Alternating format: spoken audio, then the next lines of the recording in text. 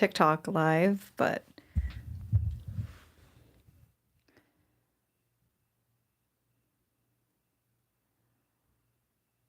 there we go. I'm like, why did it flip over?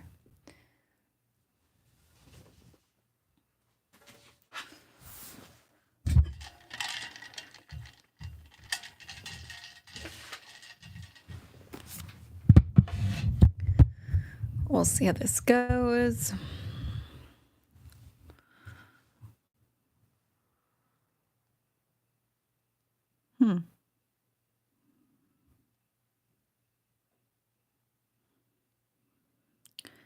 What I would like to know is it because I didn't update my phone? Who knows?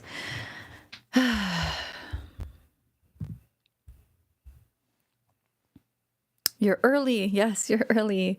Okay, I'm trying to set up my live stream also on TikTok. It's taking a minute. Okay, we'll see how this goes. We'll see how it goes.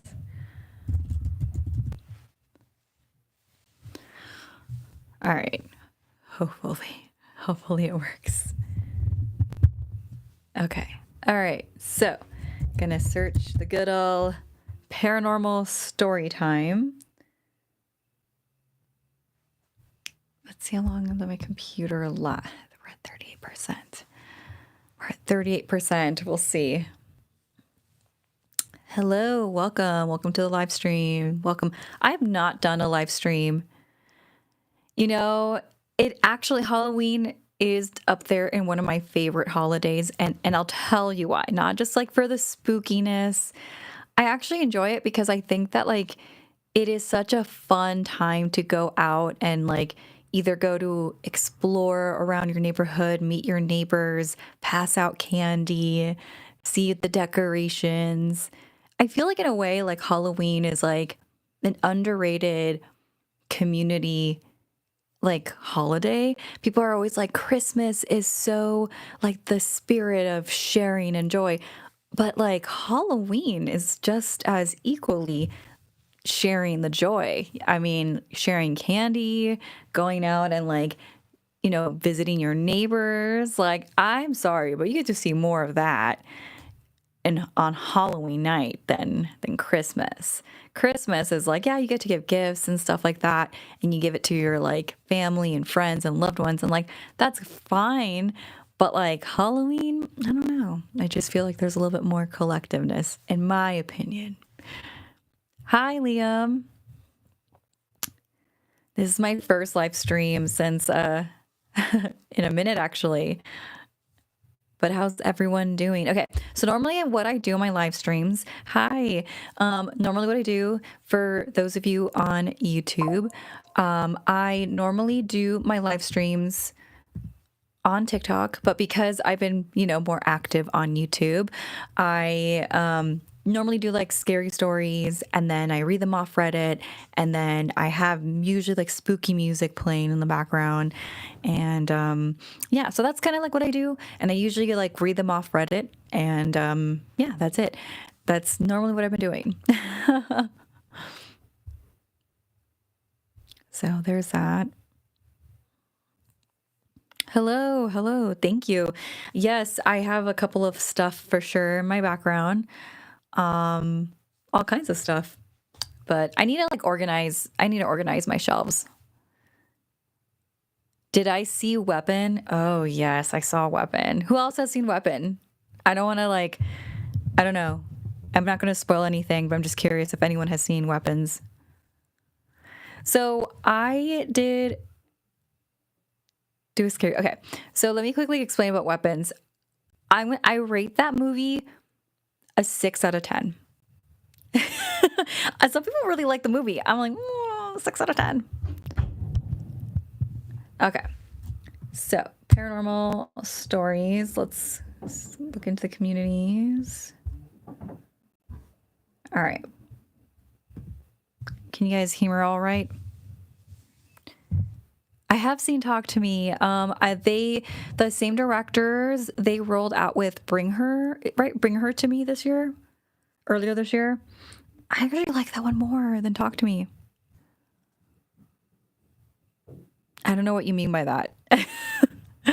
um,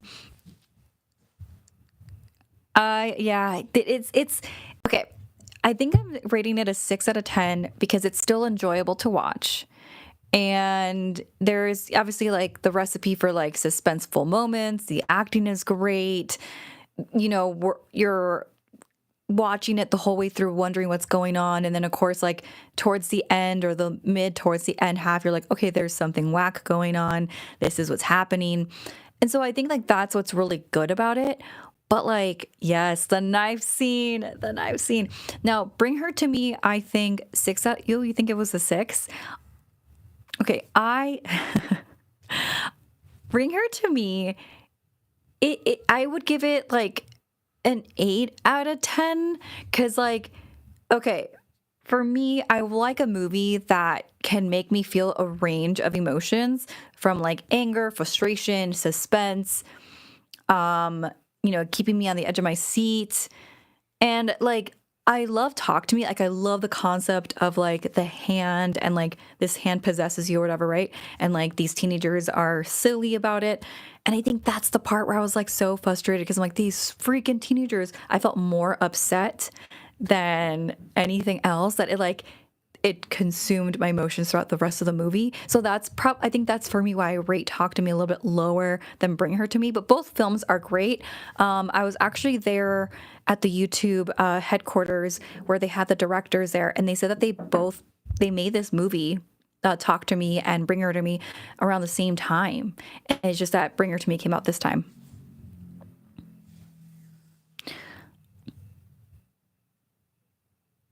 Okay. I don't know what's going on in the comments. I wanted a sadder ending to bring her back. Yeah, it was like there was definitely a range of emotions for that one. Like I think with a Bring Her to Me, I felt a lot of like, oh my god, like I was cringing some of the scenes. Not in a bad way, but like in a good way of like, oh my god, this character is so weird that I'm like getting secondhand embarrassment. I'm cringing. I'm feeling all these emotions, and I think that's what I like about a film. I want a film to make me feel an array of emotions, whereas just like some movies are just like very straightforward. Like Final Destination. Final Destination was a very straightforward movie. I knew that this was gonna happen. Like I knew that there was gonna be a lot of deaths in the movie. Very campy. Same with like The Monkey. Those movies are very straightforward. It doesn't really make me feel all kinds of things. Screaming? You're screaming?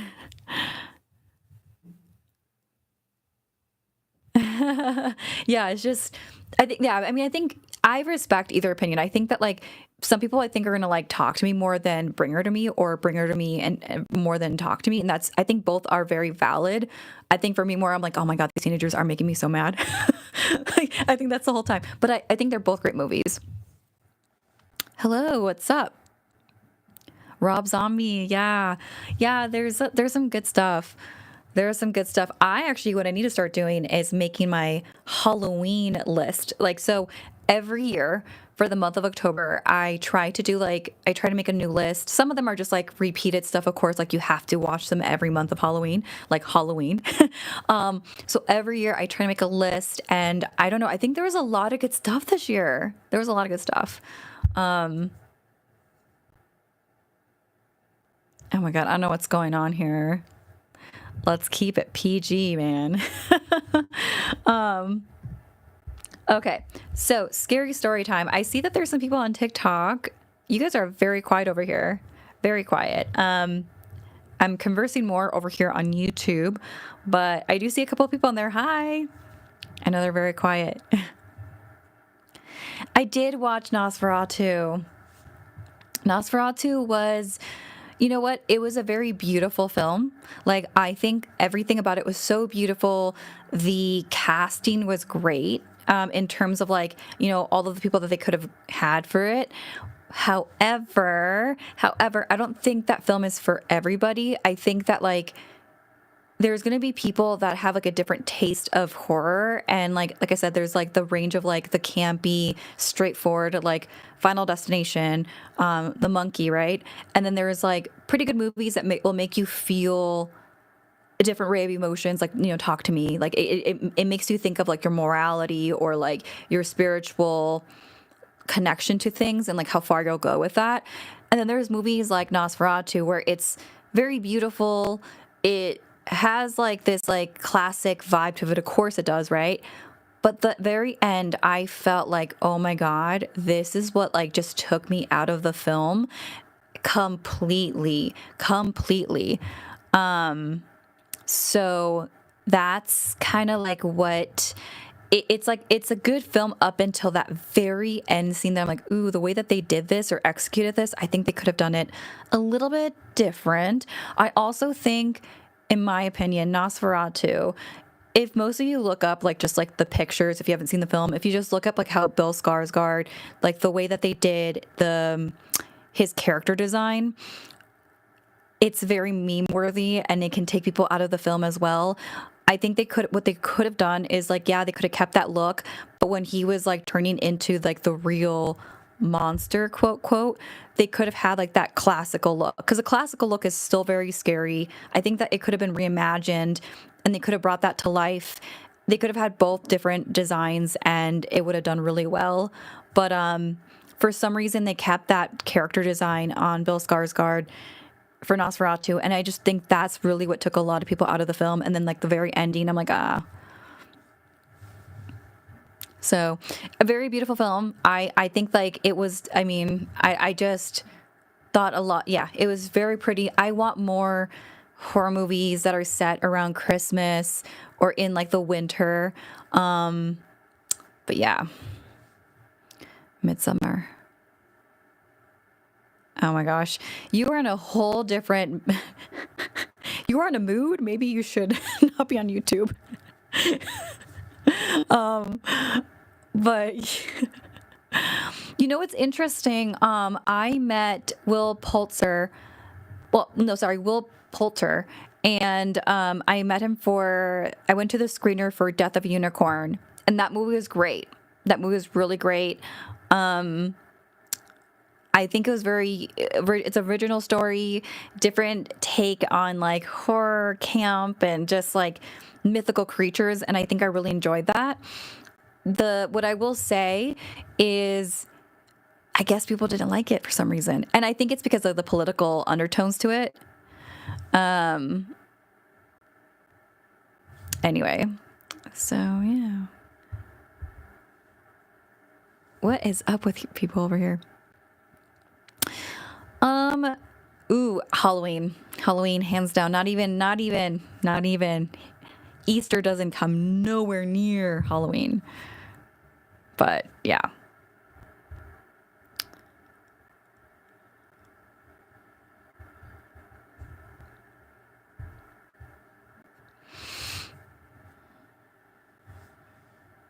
So yeah, I don't know. Easter, I think like, I don't think I've really celebrated Easter. Thank you. Thank you. Fun little fact. So I used to host for a channel on YouTube called Snarled, and they have a series called Something Scary. So that was fun. But while I did narrate on that channel, I feel like I could never really fully comfortably narrate on that channel. Like I used to do scary stories on there, and it was just, it's interesting. Like, everyone is great. It's great working with a team. It's just that like I want to do scary stories. Like I want to be able to be part of that writing process more, like more hands-on. And that way, like when I tell the story, I can tell it more with like a lot more range and like emotion, stuff like that. Yeah, so if you ever want to check out any of the scary stories I've done over on Something Scary, and there's that. So wait, what happened to the Halloween chat?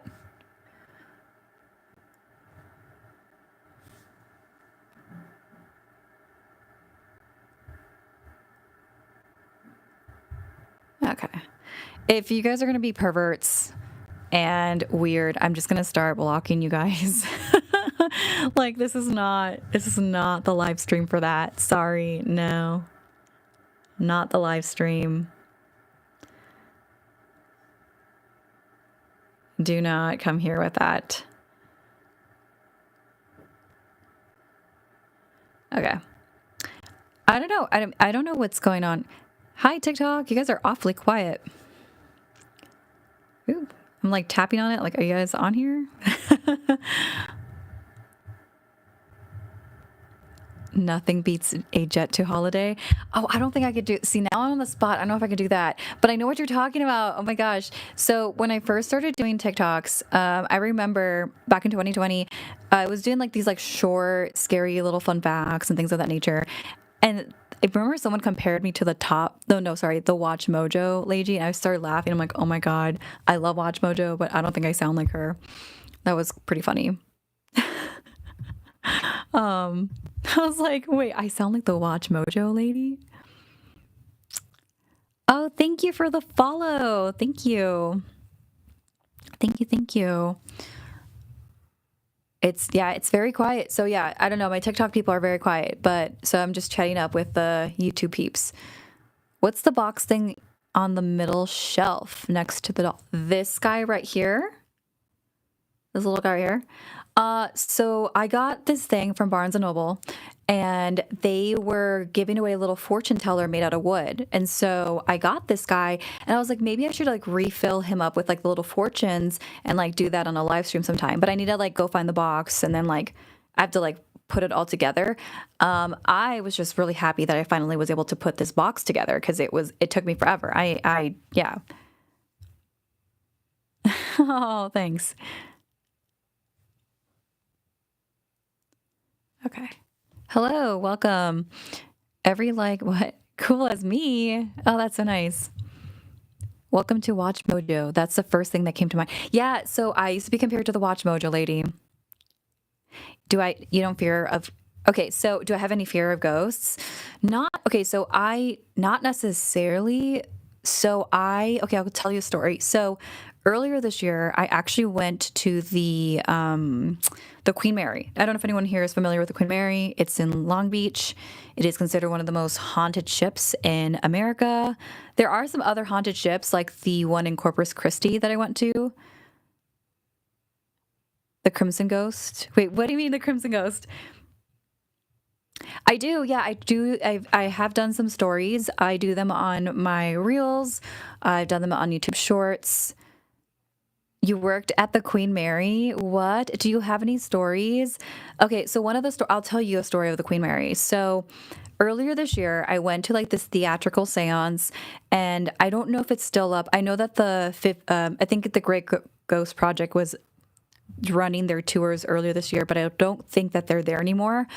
But they used to have this theatrical seance, and let me just look it up so I'm not talking out of my butt. 57 Ghost Project. Let me see. Let me see if they're still there.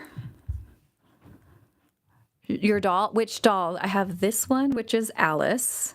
And then I have this one. And this is not really like, it's a doll, but it's a REM pod. It's like used for paranormal investigations. Ryan says, I did the entire fire alarm system there. Went in every section of the ship. There's definitely something dark there. Oh my God. Okay. So then you're going to like the story then. Maybe. I don't know. So I'll show you Alice in a second, but let me finish the story. Okay. This is what happened.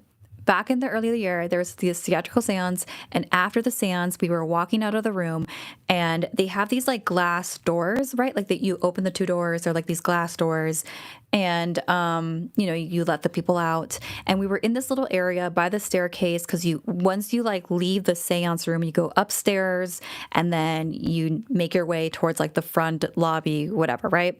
Okay. So we were leaving the seance room. It's a theatrical seance. And the host, the magician, he closes the doors like behind him, but he's facing us. And like this couple, they're asking about like the things that he's collected or whatever.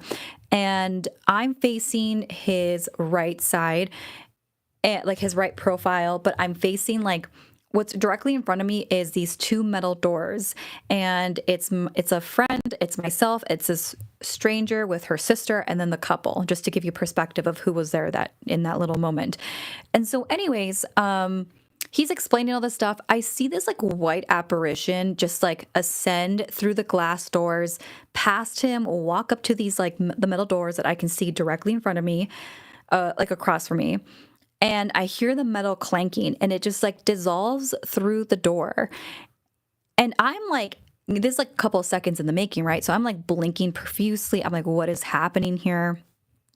And like, I'm thinking it's like an eye booker. I'm literally doing everything I can to just like find logic and what the heck I'm seeing. And as soon as like I hear the metal clanking and I see it dissolve, I'm like, no, this is actually something there. And it just dissolves. And I was like, wait a minute, am I the only one that just saw this?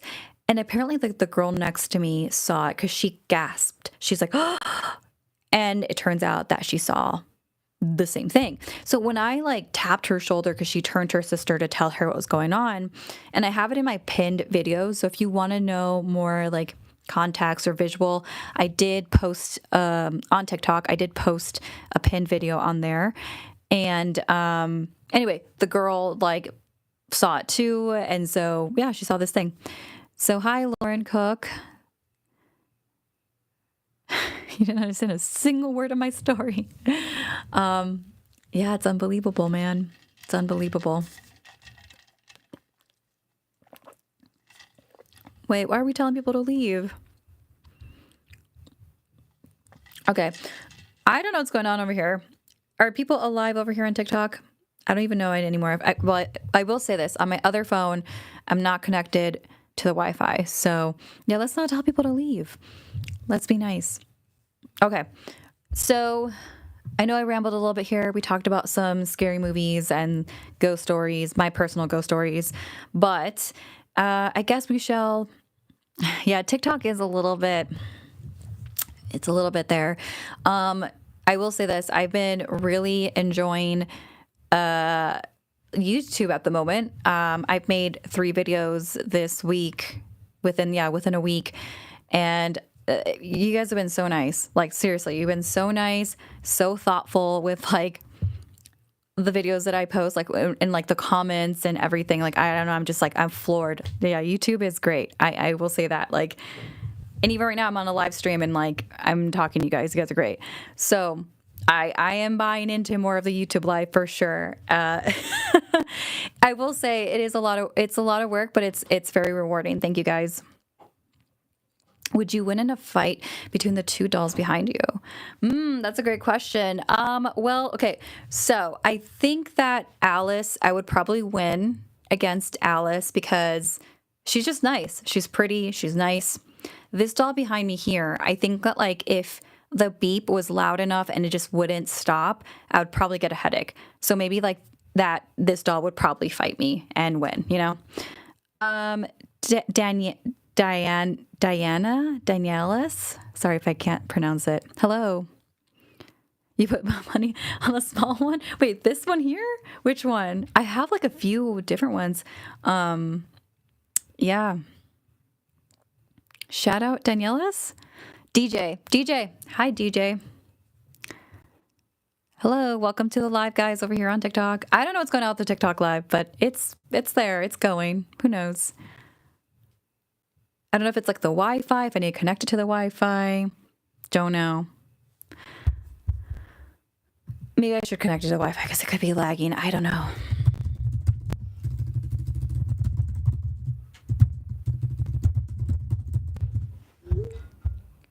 Okay. Oh, if they fought each other. This one. I still think that one would win. That one. Well, so this one is made for paranormal investigations. So it will beep. I could grab it if you guys want to. Ooh, I almost dropped this phone. Let me see. Okay. So this guy is a little bit. I mean, first of all, can I say something about this doll? She didn't come with a shoe. She looks eerie and spooky as it is. I actually got her from Etsy. She came from England. And what's crazy about it is that when I opened this box, there was newspaper. She was wrapped up in all this newspaper, right?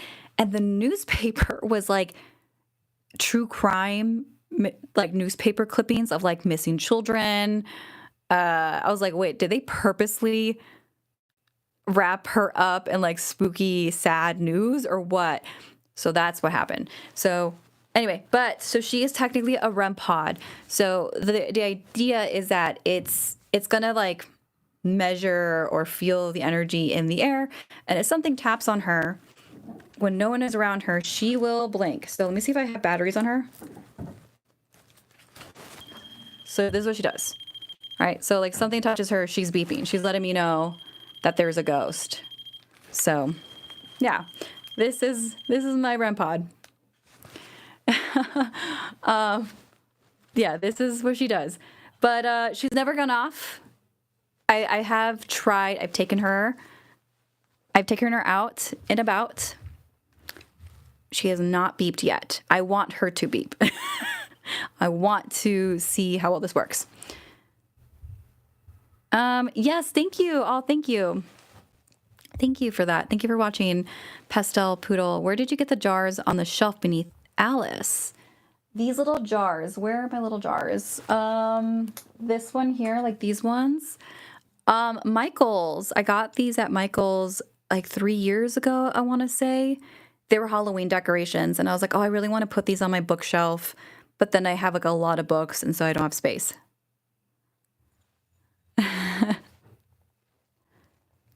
Oh, thank you guys. That's a good tool. She does beep a lot. So again, if this was loud and ongoing, I don't think I could handle that. So that's the thing with this one. I don't know what to name her. I have not came up with a name. Obviously, this one here is Alice. Don't know what to name her. But I think it's really cool that they made a REM pod out of a doll like this. I will say that. So let me see if I can put her back up. Hopefully she doesn't fall. Hopefully she doesn't fall.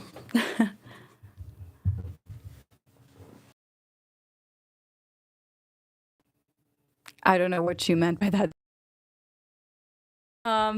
So yeah, I mean, so on my YouTube page, especially in the post side, I did repost video on there. If you guys want to watch it, no pressure. I have done paranormal investigations. There's a haunted doll room that I investigated in Apple Valley, California. It is on like the post tab on my YouTube channel. So yeah. Oh, I cannot sing. I'm a horrible singer. I do not want to make your ears bleed. Do you have a spirit box? Maybe Alice will name her. Ooh, that'd be great. I love that idea. I do have a spirit box, but I have her, I have my equipment out in the living room because I actually recently went to do a paranormal investigation. I just need to like upload the videos. That's really what it is. I've been procrastinating. The most recent videos I've been doing on YouTube have been about the Warrens or anything related to the Warrens, like the recent purchase of the Warrens, like reacting to Elton Castell's live stream, and then the most recent video, because I was seeing comments, was why did Zach Bagans not buy the Warren Museum? So I was like, okay, I'll just do these. And but on my post tab, I've done paranormal investigations. I do have a playlist. But I'm hoping to upload like the one that I did a couple months ago. So yeah. Hi. Hello. So yeah, there's that. Yeah,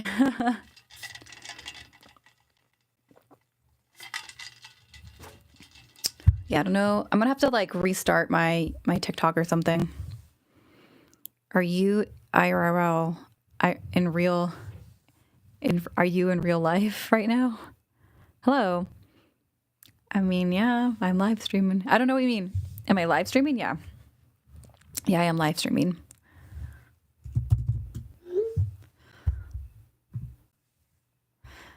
The States? Wait, where are you from? What do you mean by that?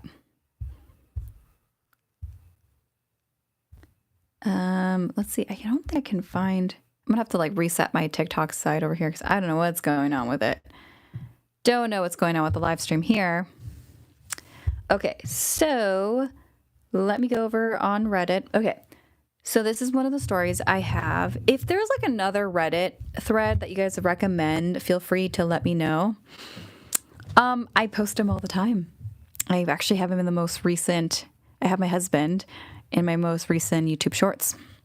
Okay, so this is what the paranormal thread is. It's called "My Wife and I Heard a Voice Say Dad."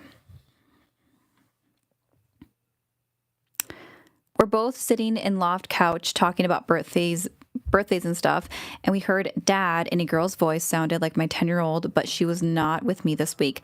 My son was on a tablet and it wasn't that loud either. My baby daughter is only 8 months and was in a crib playing, but she can't talk yet. Also, we have the recording on video from footage, and you can hear it on there as well saying dad. Let me see.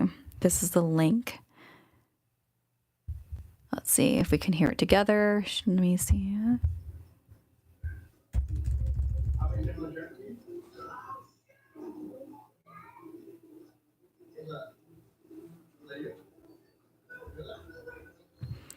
Okay, so I heard the dad. Did you guys hear that? It's kind of very faint.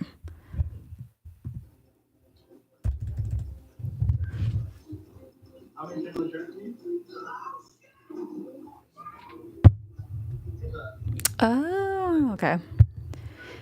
Yeah, so I am in Los Angeles. I drove up to Apple Valley, the All Saints Lunatic Asylum, and it is, from my understanding of the place, it is a year round for the most part. They do like haunted mazes, but the location itself is actually haunted. So yeah, I did an investigation there. If you want to watch it, it's over there on my post. If you no pressure, it's 2 years old, no pressure. I did, yeah, I heard it, but the thing is that like it sounded like the person had the TV on. So, like, wouldn't it be the TV? I'm confused. No, that's interesting. Like, why not the TV? Because it definitely sounded like there's a TV playing. So, like, I don't know. It's kind of hard to say. Oh yeah, it's something paranormal if you have the TV on, like a meow. Yeah. Okay. So this one.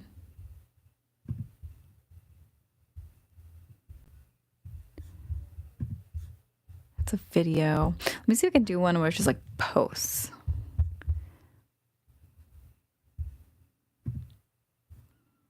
That one's like 7 years ago. Yeah, thanks for asking. I'm sure there's like a lot. I feel like all parts of California, there's so much haunted stuff everywhere, honestly. From Los Angeles. Okay. Let's see if I can find the community. Oh, thanks, Lauren. Have a good night. Okay.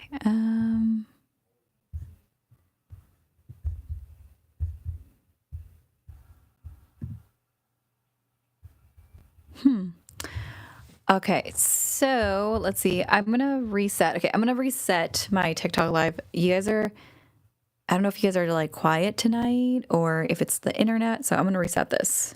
I don't know what's going on over here on the TikTok side. But you guys over here are popping off on YouTube. Okay. Let's see.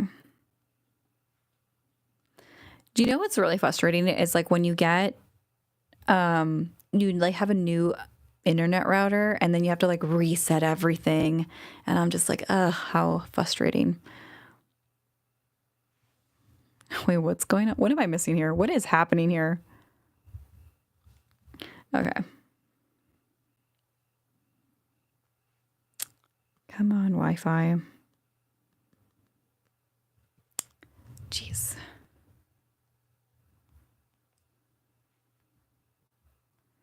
Maybe it's overheated. I have no idea. All right. So it says here, I had a strange dream about my dead dog. So when I was 10 years old, oh, sorry. I misread that first part. It says, my 10-year-old spaniel died last year midsummer, and despite having no paranormal experiences in my life, I desired to see him again in some way, probably as a result of my grief. So I Googled about pets that had passed on, and I found a surprising amount of people that reported sounds, barks, and ghostly shapes some months after the death. But to my disappointment, my dog never came back in any form. So after much thought, I put it down to him being very simple and innocent, even my dog's standards. He he was very he was every bit as dumb as he was loving. God bless him. You could show him a gravy bone, put it under a cushion in full view, and he had no idea where it went. So I assumed that such a soul would go straight to heaven and he wouldn't know how to come back. So after a few months he passed, I had a very vivid dream. I found myself on a kind of wooden ferry on the top floor. I was still indoors, so to speak, but all the exits gave away to open air decks, which were visible through large windows. The first thing I have to mention was the overpowering feeling of complete peace and satisfaction. I felt whole, refreshed at the peak of physical and mental well-being, but it wasn't me. It was this place that just felt really good. So I looked around and saw we were sailing next to the beach, where tiny people in the distance sunbathed and walked on golden sands, and I saw my parasols of every different colors. On the ship with me and on the decks were people walking and talking, leaning over the banisters, drinks in hand, dressed in the 1950s. The ladies wore green, white, blue dresses with wide bonnets. The murmuring of conversations was all around, and I can't express the calm, happy aura of that place. I then noticed an ice cream vendor by his stall looking intently at me with a smile on his face. He was wearing a stripped apron and a white cap. I went up to him and I knew immediately he was some sort of authority here. I told him, "Can I see him?" Meaning my dog. And he replied, "He might not come. He's with the children." But at that moment, my dog jumped from somewhere onto the ice cream vendor's bench. He hadn't seen me. He was looking at the people at the deck. And when he did look my way, his eyes went huge with sudden recognition. He leapt at me when I hugged him, and then I woke up. Could this be the other world letting me see my dog because he couldn't come back on his own? Or are my dreams not usually representative of any reality? Oh, my heart. My heart. Oh, thank you for the sub. Lately I've been into Truth be told says, lately I've been into the magic world, as in the occult, Crowley, Freemasonry, etc. Real interesting. Yes, that's great. I'm glad that you're looking into that. There's a lot of knowledgeable stuff on that path. I think the doll's hand moved a little bit. I don't know, maybe it's my hallucination, but I think it's not my hallucination. Which one? Is it the Alice or my REM pod? My REM pod is equipment that I use for to see if there's ghosts around, but it is off. So I've used her on paranormal investigations. All right, let me see if I can try to kickstart this thing real quick. The Wi-Fi has not been the best right now, but then I'm also not connected to it. So like I said, it's really frustrating when you get a new Wi-Fi router going and you're like, I have to set everything up on all my new devices on the Wi-Fi. So fun stuff. Not really. It's actually super frustrating, but hey.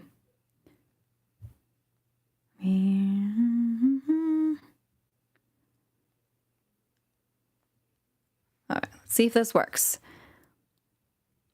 Yeah, so either way, I had a hiccup with a flooding in the bedroom, the master bedroom. So I had to sleep in here for a week. So I'm definitely not afraid of anything moving, if it did.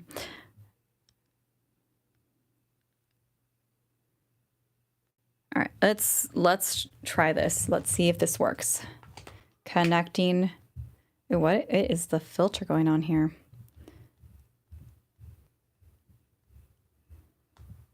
The filter. Don't know what's going on with this filter. I wish I could take off the filter, but hello? Why can't I take this filter off? All right. Don't know why the filter is on, but it's on. The filter's all weird.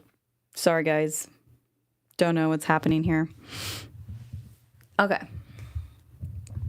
So that was an interesting story, I would say. I think it was sad. I'd like to think that perhaps since she was grieving her dog, that she, manifested seeing her dog again in the other side. I don't know. Makes me sad. All right. Shall we read another ghost story? Ooh. Looked at this way. What is this growing on a grave I saw when walking my dog? That is very scary. Not scary, just eerie. I'm kidding. It's not scary. Let's see if I can show it to you guys. Is it a little moss, the little thing? It's finally working. Thank you. I was like, everyone's super quiet on TikTok. I was like, thank you, YouTubers. Thank you, the YouTube peeps. You guys were keeping the conversation going for me while I don't know what's going on with my TikTok. And I was like, what's happening? Did I scare everyone away? I don't know what's going on with the filter over here on TikTok. I look a little bit strange on there. I'm like blue hues here. And then on YouTube, I'm like orange hues. It's funny. Okay. Let's look at another story. Also, if there's any like subreddit threads that you guys would like me to read stories off of, let me know. I usually just like go to the most basic Reddit thread, which is like the paranormal Reddit thread. I don't think there's like the ghost story, like they're called ghost stories, or I don't know. Maybe I'm overthinking it now. Okay, but I am noticing a little bit of quietness now over here on YouTube. I can't have it all. It's fine. This is fine. We gotta. Yeah. Okay. Well, if you want more ghost stories, just make sure you're tapping over there on the screen, you guys, over here on TikTok. I hate to ask, but also it does help like push it out and carry the conversation going, especially if you want more spooky conversations. Do I have any spooky stories of my own? So I was sharing one earlier, so I don't want to bore you with that one. The one that I do tell often, and people are like automatically like, oh my God, it is like a mimic story. Okay, so when I don't know how old I was. I keep thinking I was like I had been between the ages of like 8 through 10 maybe. So I was living in Minneapolis. And I was living in Minneapolis. It was a house. It was like they added a second floor. The second floor used to be like an attic from my understanding. And that's why like certain places of the second floor looked pretty narrow. And I remember that the bedroom that I shared with my sisters, there was like this hidden door that was sealed not very well. Like you can tell that they like maybe did put paint over it. I don't know what they put over it. Thank you so much for the likes. Seriously, thank you.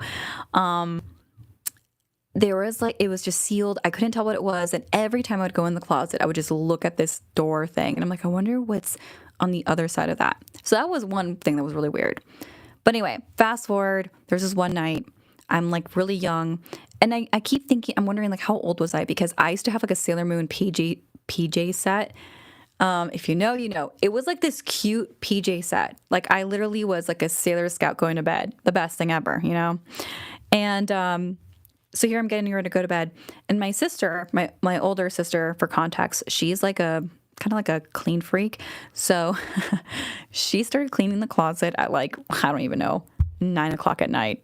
Yeah, you know. We all get that itch. That was her itch to start cleaning that late at night. Yes, I'm in my 30s.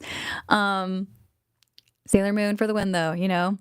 So anyway, so she starts like cleaning the closet.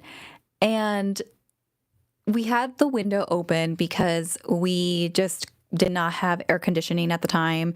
This was also back in the era before cell phones. So like before you come at me like it could have been a cell phone, hear me out.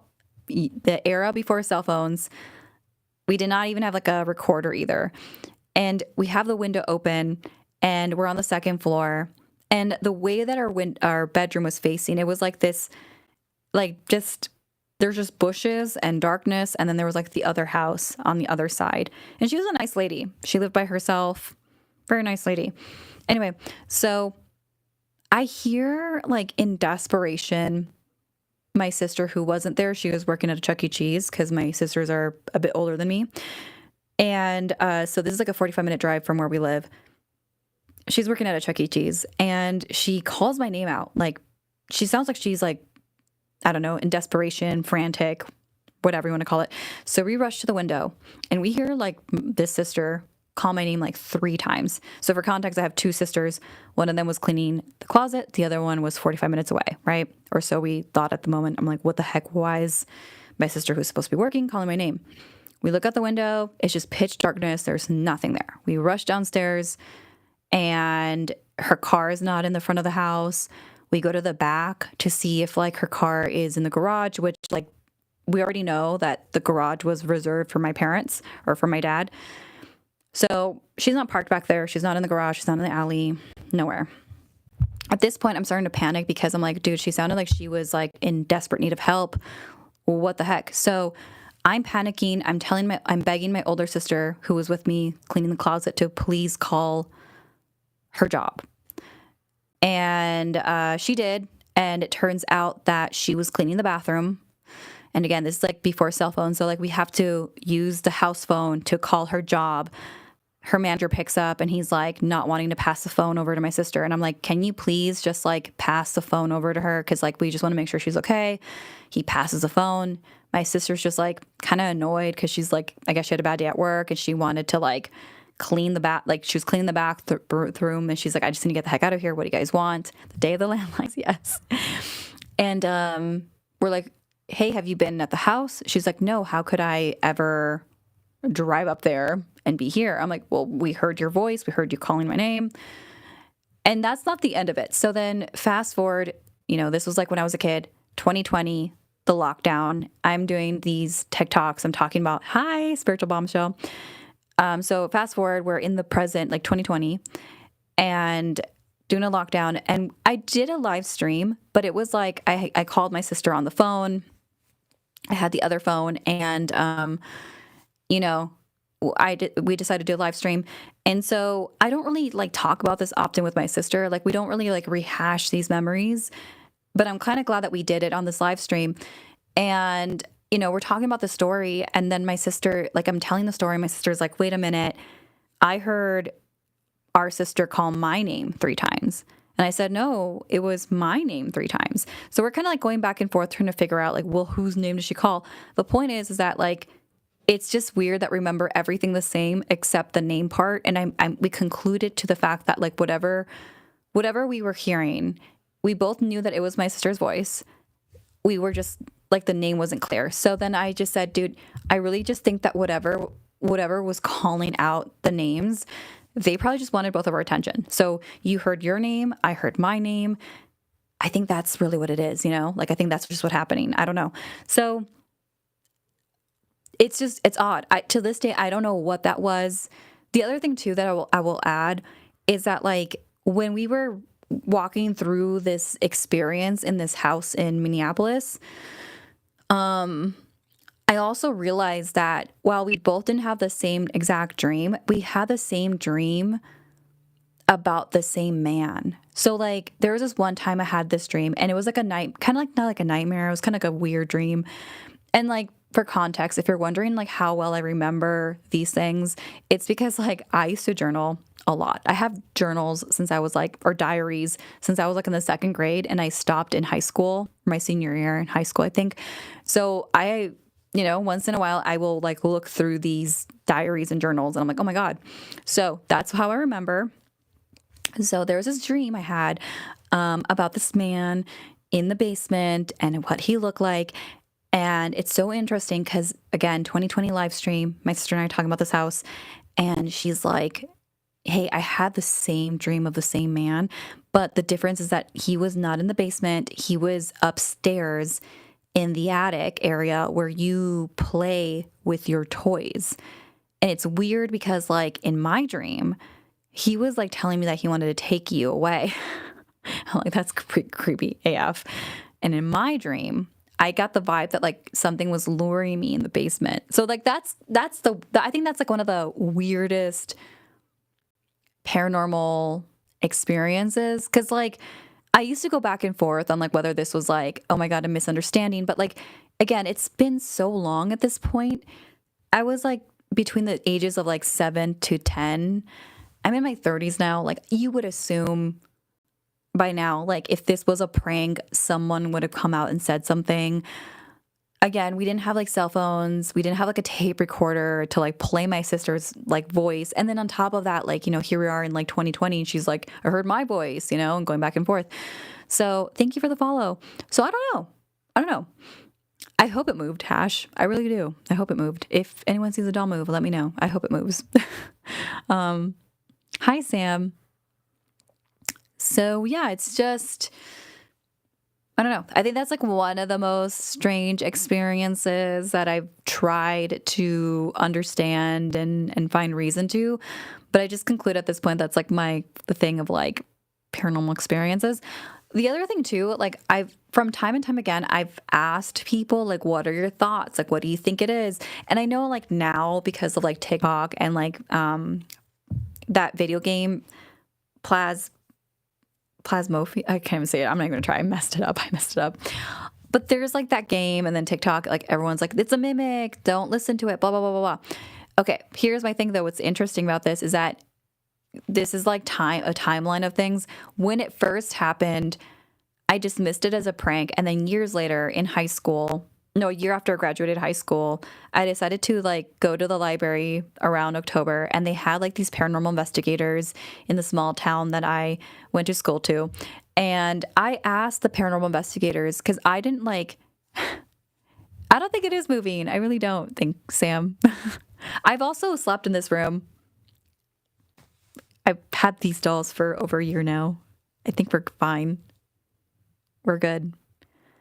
I don't know how to say it though. I was thinking of that name, but for some reason I can't pronounce it. Like my mind is wanting to say something else. You know when that happens? Like you know how to say it, but like your mouth and your mind is just not. Maybe it's just the camera focusing. Yeah, it could be that too. So yeah, it's just so I asked paranormal investigators, like, what do they think this spirit or whatever this situation was? And they were just like, yeah, spirits can like mimic loved ones. Maybe they're trying to get your attention, blah, blah, blah. And I was like, okay, whatever.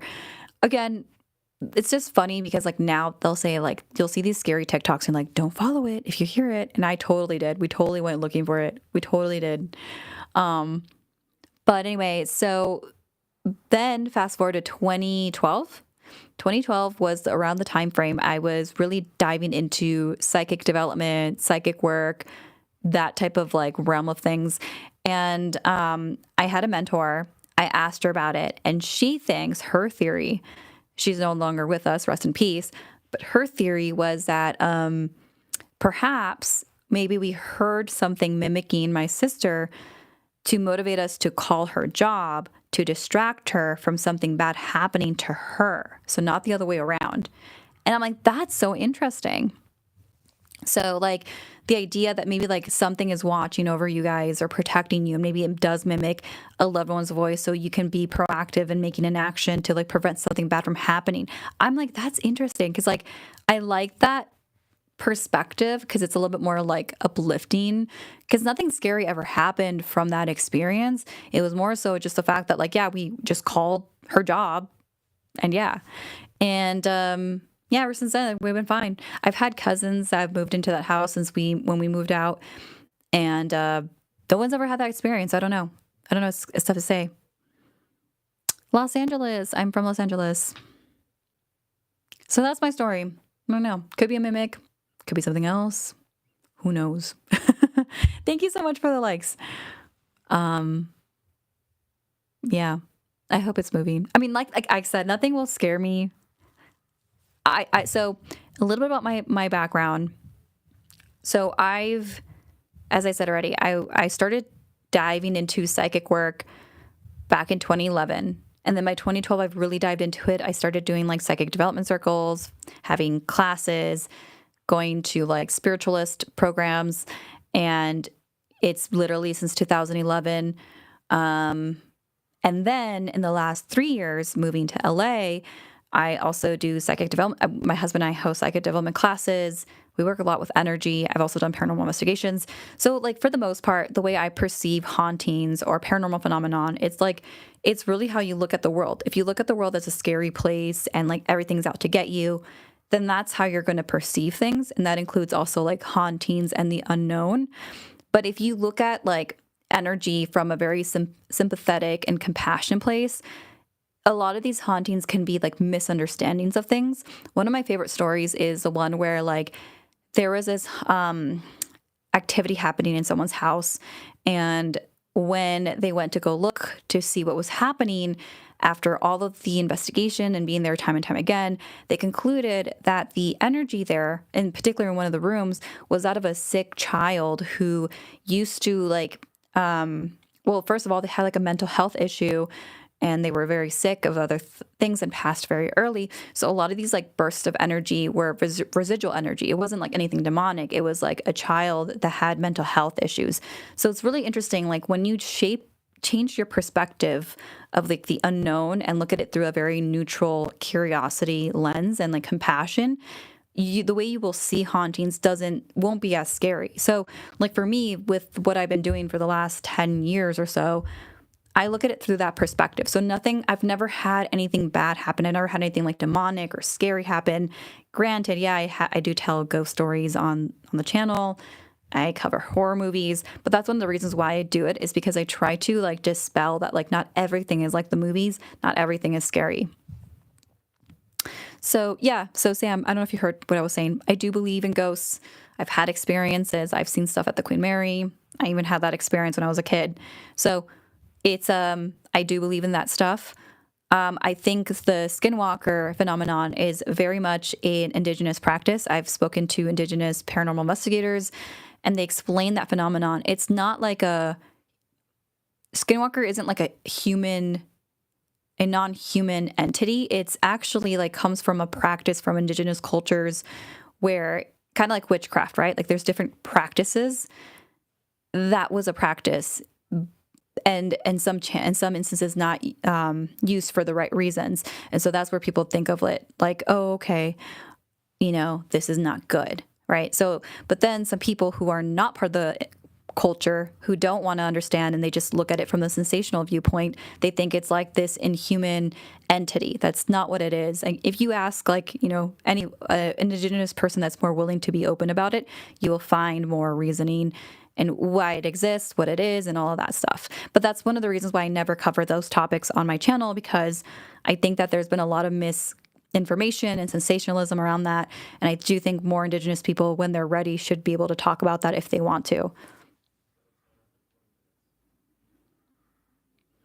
My first paranormal experience, it wasn't necessarily like, I wouldn't call it paranormal. It was my first ever like working with a mentor, a psychic medium. They wouldn't call themselves that. They were indigenous. They're no longer with us.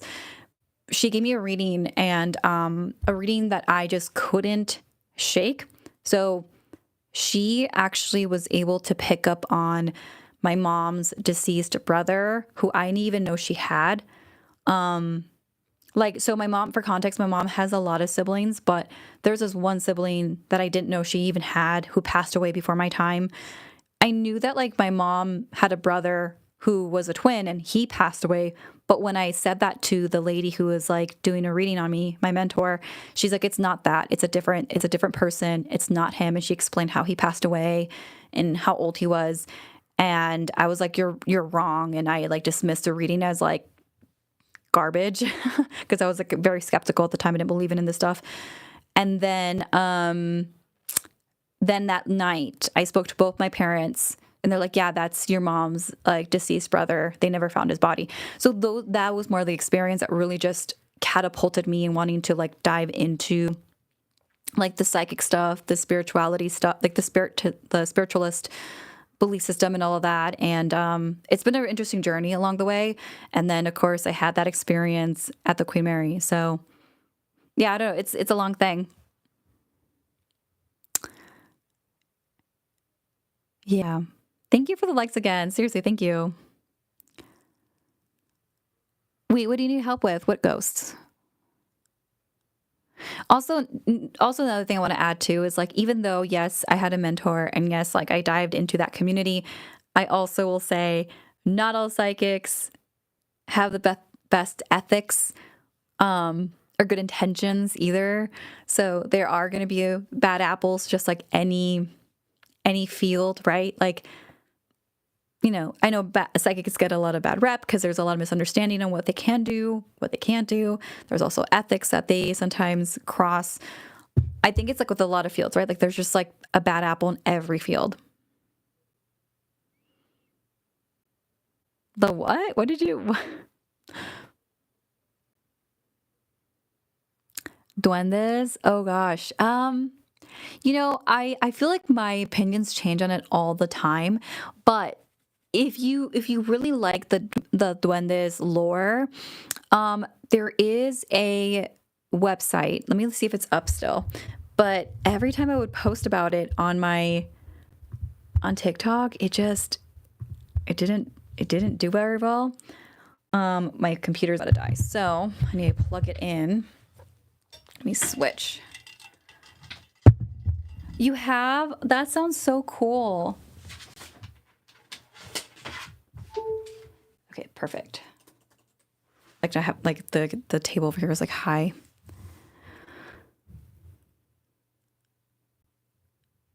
Your psychic said you should clear your connections and run away.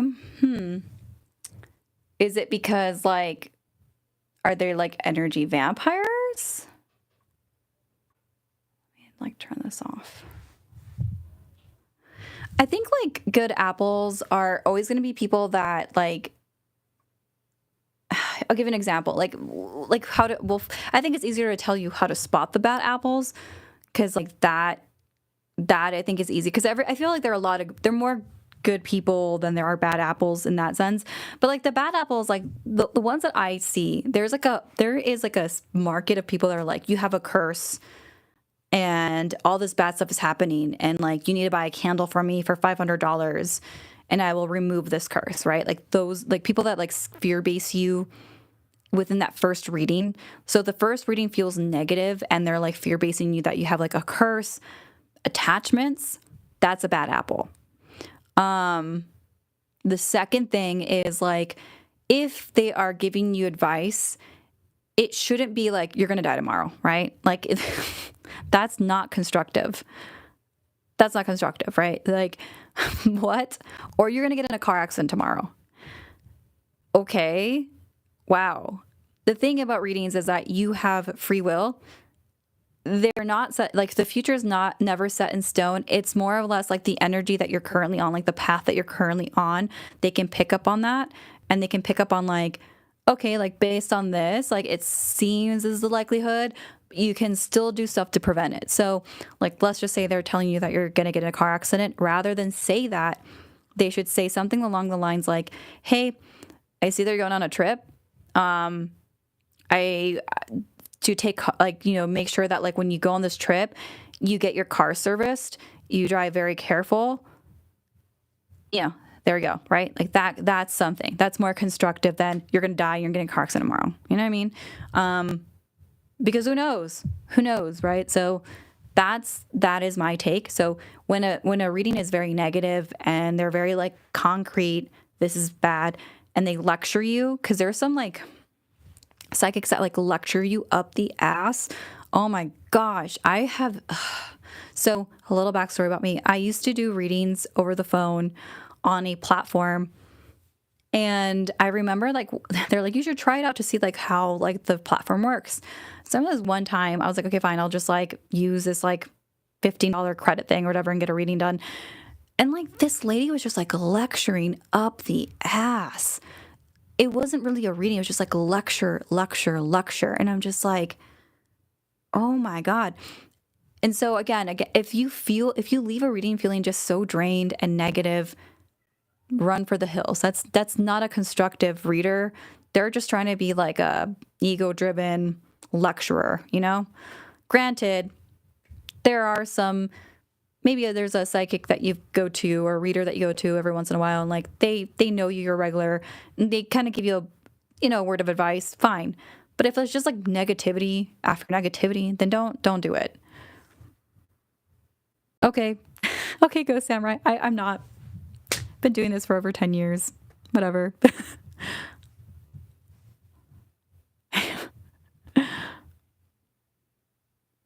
What should I do if my reader fails to drain me like I need them to?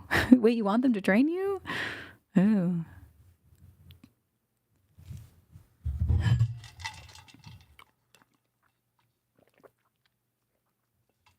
Thank you for the likes. Thank you for the follow. So yeah, I don't know. So I feel like that's what I'm saying. It's easier to point out more like the bad apples in that perspective. Also, I will say this too, like not every reader is going to work for you, and that's okay. Like, it's kind of like vibes, right? Like, you're not going to like every person you run to, right? Like some people just give you the off vibes. I want to do the paranormal tour in San Diego. The only thing that I've done in San Diego paranormal wise was I went to the Whaley House. That was cool. It was really pretty. I'm glad I got to do it. It was it was last year. I got invited to an activation for San Diego Comic-Con. By the way, if you've ever been interested in going to San Diego Comic-Con, for anybody, whether you're on YouTube or TikTok, fun little fact, you can still enjoy Comic-Con without having a badge. You can go to the outdoor activations. You will probably have to wait in line, but hey, you get to experience the activations there for free. So you can go out there and there's that. So I went out there for an activation. It was like they were promoting the movie The Penguin, or not the movie, the show. And it was like a public activation, but I got invited to go and like experience it or whatever. And it was kind of funny because when we were down there, we got in the lounge, and it's one of those things where like everybody there is acting like they're in that world of the show. So it really does feel like, oh my God, like I'm part of the show. There is like these bad people running the show. Don't make them mad, right? So out of nowhere, someone's like, there's a fire. And I'm like, there's a fire? There's a fire happening? And I thought it was part of like the immersive activation, because it's like my first time ever doing anything in San Diego and also like these activations. And so I'm like, what? And so I think this is part of the experience. And then out of nowhere, they're like, single file, get out of the building, don't panic. And that's when I knew, oh no, this is a real fire happening. And I made a video about it, and they're like, hey, the people that were running this, like, can you please take it down? It's distracting from like the show. I was like, yeah, I'll take it down. And so that happened, and I was like, well, that sucks. We drove all the way down here for like just to do all this stuff. And so we thought that we couldn't do anything else. So we left and we went to the Whaley House, and it was fun. I enjoyed it. I'm glad that I went, and it was really pretty. Like a really beautiful building. And apparently they do different types of tours. So have you ever experienced anything in San Antonio, Texas? No, I've never been to Texas. Well, okay, that's a lie. I've been to Corpus Christi, but that's about it. So, okay. Here, Mr. Potato. No, Corpus Christi is the only place that I went to visit. I went to the Lexington, and okay. I'm just going to tell you guys because it's been a long time. So I filmed for a TV show out there, and it's supposed to be released. Who knows if it will be released, but I filmed for a paranormal show for the CW. I've done one episode, but by this point that I was in Corpus Christi, they wanted me to film a second episode with them as a guest for a show.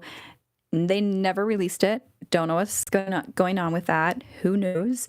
But yeah, I filmed for a paranormal show.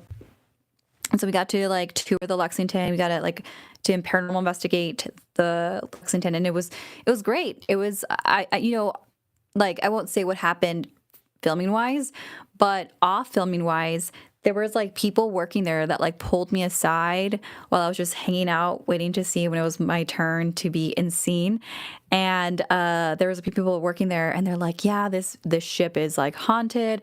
There was this guy that like he worked for the 4th of July. He's been working on the ship for a while, and he claims it's haunted. And he said that like, well, he had to spend the night for the 4th of July. I think for certain holidays, they do these like fireworks shows, and they allow some of the people that are working there to like the night there. And so anyway, he did, and he was on FaceTime, and I think it was his sister or somebody that he was FaceTiming for the 4th of July. And like his sister's like, "Wait, who's behind you?" And he's like, "No one's supposed to be behind me." And because for context, his room on the ship, it was like there's a room and then there's like a little bathroom area there. And so I guess she saw like somebody behind him by the bathroom. I'm like, "Oh no." I don't know if that would like, I would have been excited. Like I would have been like, "Oh my God, we got to do a session." But I would have been like, "I don't know if I can spend the night here." That often happens there way too many times. So for context, the show that I filmed is an established show. There's 3 seasons. No, yeah, 2 or 3 seasons of it. And so they have the way that they do it is that they have guests on, but for the most recent season, they for some reason they put a pause on it. So I was like, "Okay, well, whatever, it's fine." And New Orleans does have a lot of energy. It does. I have another random story with New Orleans. So the first time I ever went out there, we got to go. We spent it. Well, we were staying at like a bed and breakfast, I think. Oh, hi, Liz. Hi. So we were in New Orleans, and this is a weird story. So you guys know about the Lalaurie House, right? Does anyone know about the Lalaurie House? So the Lalaurie House is like supposed to be a lot of tragedy happened there. Like, so I'm not talking on my butt, but most people will know it probably through like American Horror Story. That's how I knew about it. And so the Lalaurie, yeah. So anyway, when I went, we had done a couple of tours. We had passed the Lalaurie House, and the story goes, obviously, like Lalaurie, she had slaves, and she would torture them, like awful, right? And then like one of the stories is that like this little girl fell off like the 2nd floor because like she chased her out there. I do have a video that I wonder if I should just like pin it again or something. But there's a video of me, like I took a photo of that place, and this is like 2017. And there looked like little faces peeking out the window, which I thought was weird. I don't know, but maybe I'll paint it or something. The point is that we did the tour, and then when we came back to the room, there was a flooding in our room. And I was like, "What the? Ugh, this sucks." So the flooding happened, and my friend who lives in New Orleans, he came to visit, and he was like, "Wait a minute. You have a painting of the Lalaurie house in your room. You should definitely not stay here." Like he was very superstitious on the fact that like the room flooded, there was a painting of the Lalaurie house, so we moved room. Like when the flooding happened, we're like we're gonna just stay somewhere else. Well, not a different building, but like different room. Go Samurai says there are rules to the divine with all the cameras around. Spirits aren't supposed to act up and be entertainment. That's true. I mean, I think that if they want to present themselves, they should, right? Like they should have every choice they want in that respect. I think that's why it's also our duty for people who go into these spaces who either want to see if something's there is to come with the intention of respect as well and asking for consent. Anything that I always done, we always do everything with consent. That is always like the number one rule. It's like the rule, like you don't go to a bar and start a fight. You always want to like make it known that you're just a visitor. You're just there to hear their story, and just lead with compassion, right? Realm of the Unknown had a friend who once filmed a pilot episode. It didn't get picked up, where female ghost hunters would hunt ghosts in primarily old-time male-haunted locations. It was problematic to say the least. What? Oh my gosh. Yes, I am streaming on both TikTok and YouTube. So yeah, so like, yeah, no, I mean, it's very very interesting. The show that I filmed for, so it's a show already on the CW. It's called Mysteries Decoded. Um, we did a Halloween special for the oh gosh, I'm drawing a blank right now. But it's in Calabasas. How am I forgetting? Maybe because it's late and I'm just kind of sleepy. But it was supposed to be like the launch for like season 3, and it's supposed to be its own standalone show, and then they moved it around. So it's on the CW, but it's a Ouija board. I found it at an estate sale. I have some other ones too, but yeah. Yeah. So I don't know. I'm trying to think. Where did I invent? What the heck? How did I forget? Now I'm really sad. Bye. Have a good night. The female ghost hunters had to be risky. Oh no, that does not sound very good at all. They filmed at the Gettysburg Dime Museum, which is sadly no longer around. I think those are things that, like, at least for me, like when I first started getting into the space of like the paranormal, I came from the space of like the spiritualist where I was like already working with like, doing psychic circles, all that stuff. And it was a great community that I had. And this was in Denver when I lived there. And, I started doing TikToks, telling ghost stories. And I really love the cultural and historical aspect. And I think like the locations there are a lot of beautiful places, historical places, but then like they don't get the funding and all that stuff, and it sucks. Can the spirit take you over and write in different penmanship? Yeah, I guess that's a possibility. I don't know if it's like common though, but yeah, I guess, yeah. Dexter, the fact that you said it that way, it makes me believe that you're not an occultist. So sure. But I don't think you know what you're doing based on that terminology.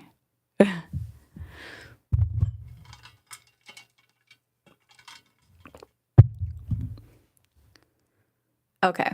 So let's see if I can pull up. So I know we were doing like stories over here. Again, if there's any threads on Reddit that you want me to read off of, let me know. And oh my God, we got to 7,000 likes on TikTok. Thank you so much. You guys are great. Okay, Dexter.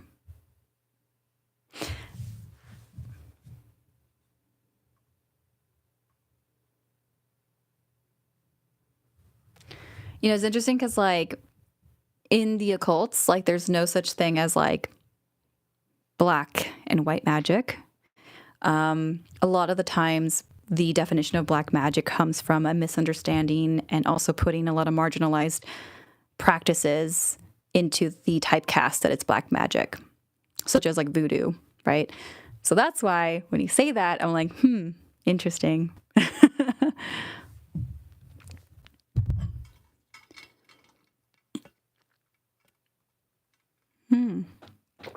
Have you tried to consult a specialist and all of that?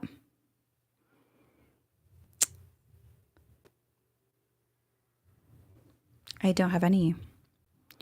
Favorite scary movie? Oh gosh. It changes, honestly. Like I don't know. It's hard to say. I think that like one of the movies that really got me into horror to begin with was Nightmare on Elm Street. When I was in middle school, I used to be really afraid of Freddy. And then as I got older, I'm like, he's actually kind of funny. And I think that like really just like launched me into the horror genre. But like I think I have like a soft spot for that one. I mean, there's so many. The first Scream, the Blair Witch Project. I remember when I was a kid, I was not supposed to see the movie. My sister was babysitting me and she took me to go see the Blair Witch because like she wanted to see it. And so she took me with her to the theater. And I was like, oh, Jesus. Um, so yeah, I was like, okay, scary. What's one piece of advice you'd give someone experiencing paranormal activity for the first time? Oh, Jesus. Well, I guess it depends where. Like, do you mean like just like if they're out in a haunted location experiencing it, or like if they're having like a haunted experience in their home?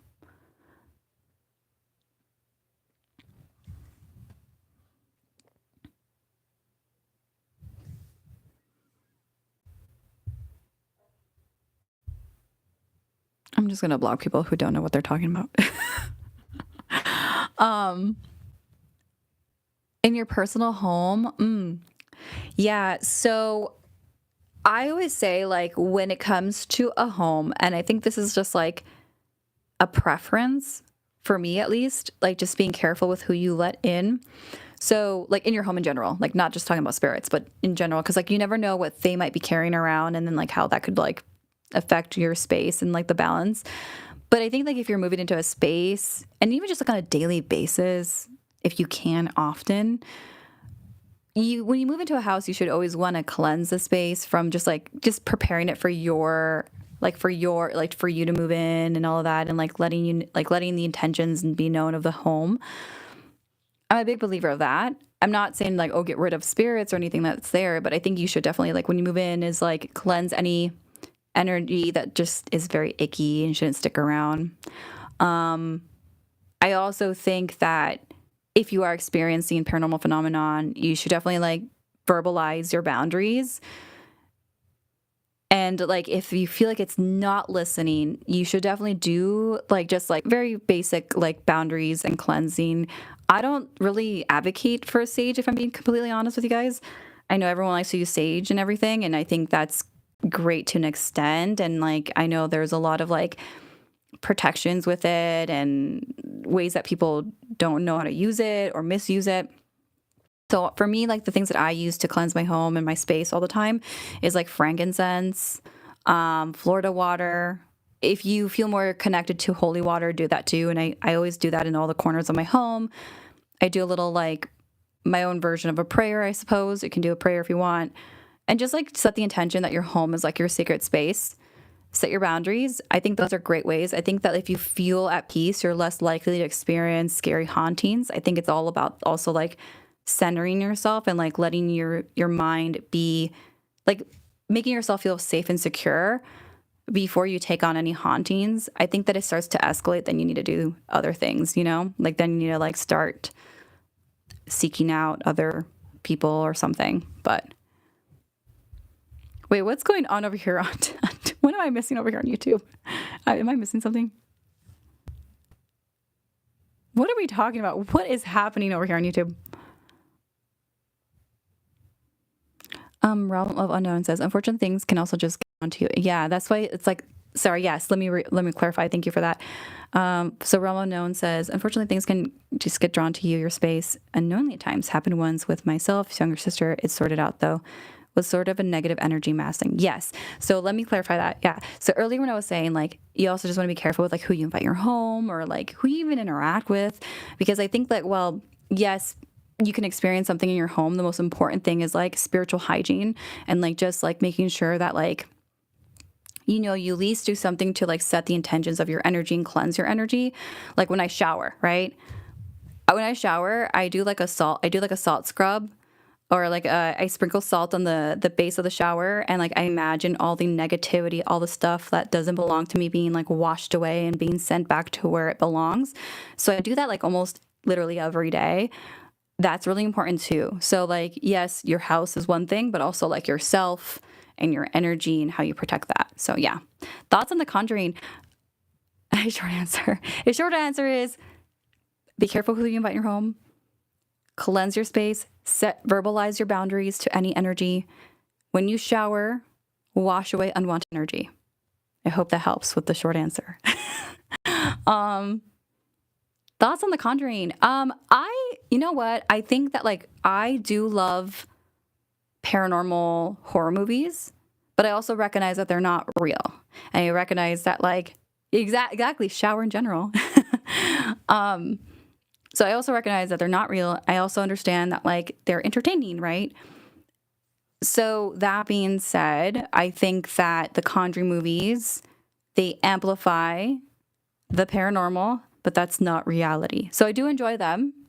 I do enjoy talking about them. Oh, thank you. Um, and yeah, I think they're great. I don't think that they're like reality. I think it's a great way to get curious and want to do research if you want to know the real story. I feel like anything really. Like I feel like we all watch something and we're like, I want to read more about it. And then you know the truth of it or you learn more. And I think that's great. And I think that's like part of entertainment and movies. Yeah. Anklets? What do you mean? No, I don't think I do. I don't know what that is.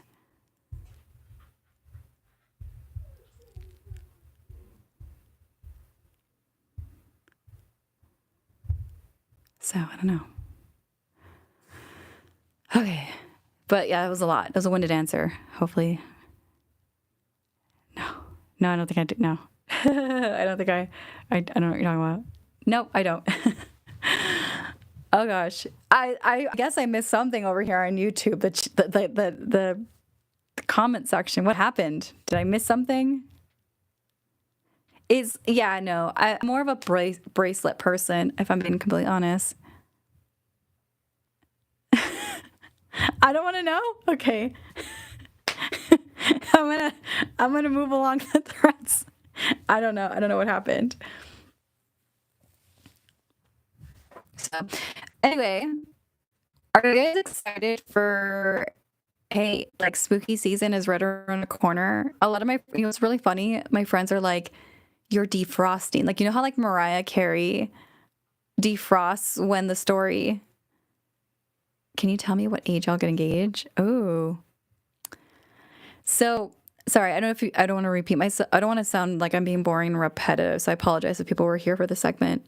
When you book like a reader, they can give you like a based on your energy where you're at timeline wise, but it's not like set in stone. Like it's not like a concrete thing, but they can like tell you like, oh yeah, based on your energy. At least like how I read, I do that. I don't like I'm not definitive in like this is what's going to happen because like there's still like different timelines. Actually, I'll even share a story of mine. So my mentor, who is no longer with us, rest in peace. Oh, the audio is so nice. Was the audio really bad on TikTok? I'm so sorry. I know I have the mic over here connected on YouTube. I'll give you a story. So based on like and if here's the thing, Maddie. I think that like already what I'm feeling with your energy and it's just in general, like I think that, like when we're looking for like, oh my God, I want this. There's also like this discernment of like just being careful with finding like the love that you deserve, right? So for my story, when I was like, oh God, I was like really young and I had been dealing with like this weird, like I was like on and off with my ex and like we had broken up for a while. So then during that time, I like, I met other people and I dated someone else. And then I broke up with that person. And then at that point, I was like single for a minute. And then like these two guys all of a sudden were trying to court me, wanted me back. And I'm like, oh my God, there's two people that want me back. And I don't know who I should choose. I don't know. And my mentor was like, you're not going to be with any of these people. I think I was like 21. I had just turned 21. And my mentor, she's like, you're not gonna be with any of these people. And she's like, oh my God, I said too much. I'm like, no, please tell me. I was like begging her and begging her. I was like, who am I supposed to be with? And so like, this is a crazy story because like it, in a way, like it happened, but because I was so nosy, it happened. No, it actually, I feel like I prolonged it. So she was like, you're not supposed to be with any of those people. I'm like, really? Really? I'm not supposed to be with any of these people? Who am I supposed to be with? And this is again, my 20-year-old brain. And she was like, yeah, you're not supposed to be with anybody. I see you with this person. He's not really like your type. He's also like a lot shorter than like the guys that you've dated. And like, she was like, he also like, I don't know. I feel like he's like from the States, but I don't know where. I'm not seeing where in the States. It doesn't make sense. Like I keep seeing like Canada or like Europe or something. And I'm like, what are you talking about? And then she was like explaining like the hobbies. I'm like, this does not seem like the type of person I would date. I was like, what the heck? And I was like so upset because like she said all this stuff. And I was like, oh my God. And then she even said, oh, you know too much. And I was like, I know too much. So then for 3 years, I was dreading, like, I don't want to be with this like freaking person that she told me about. And then like, and then I think like, then I was like 21. And then like when I was like 23, the later half of like that year, I got back together with like my ex, and I was trying to make it work. And then this other reader was like, oh, you're not going to be with this person. I was like, what the? So I was like really trying to hold on to this relationship. And then I met my husband, like I think 3 months later or something like that. And by this point I'd broken up with my ex, but like he wanted to get back together with me. And I met my husband. And when I met my husband, I just knew that was the person I was supposed to marry. But it was so weird because like he is not my type. He is not my type. So anyway, all of this to say is that it took forever. It took forever. It was like the craziest story ever. But I knew.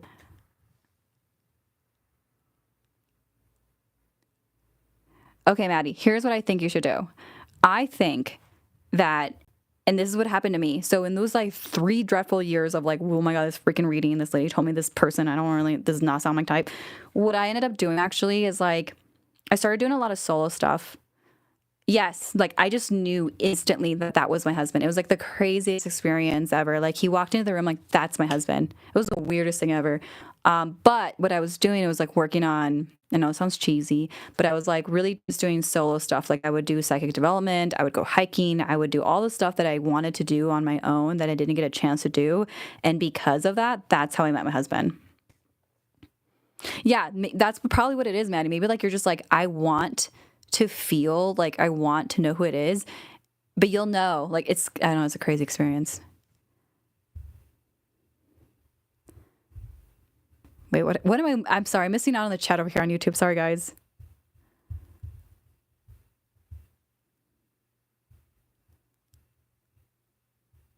Okay, thank you for K-Films.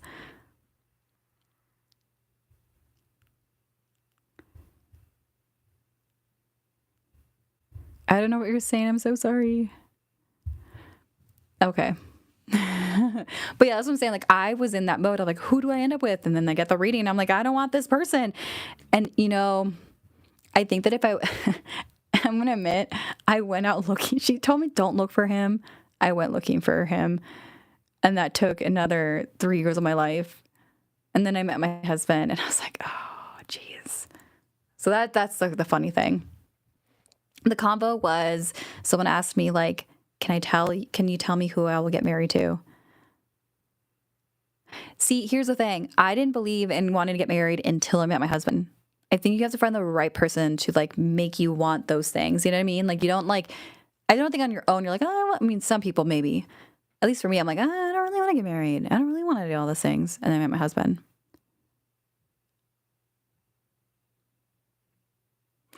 I'm sorry to hear that, Realm of Unknown. Yeah, it's just, yeah. So who knows? Who knows? Who knows? You never know. Things might change. I don't know. I'm shocked that I've been on this live for a minute now, and I only told one ghost story. We did talk about ghosts. We did. We really did. So I'm happy about that. Oh, thank you, Megan. It is a funny. I'm obviously like redacting a lot, Megan, but if you ever want to know more, I will tell you the whole thing because it's a pretty wild story. I was like not happy when I got the reading. I'm like, God, this person shorter than the type of guys I normally date? That makes no. It's just funny to me. What do you mean? What am I against? I'm not against anything like that. What? I'm all for feminism.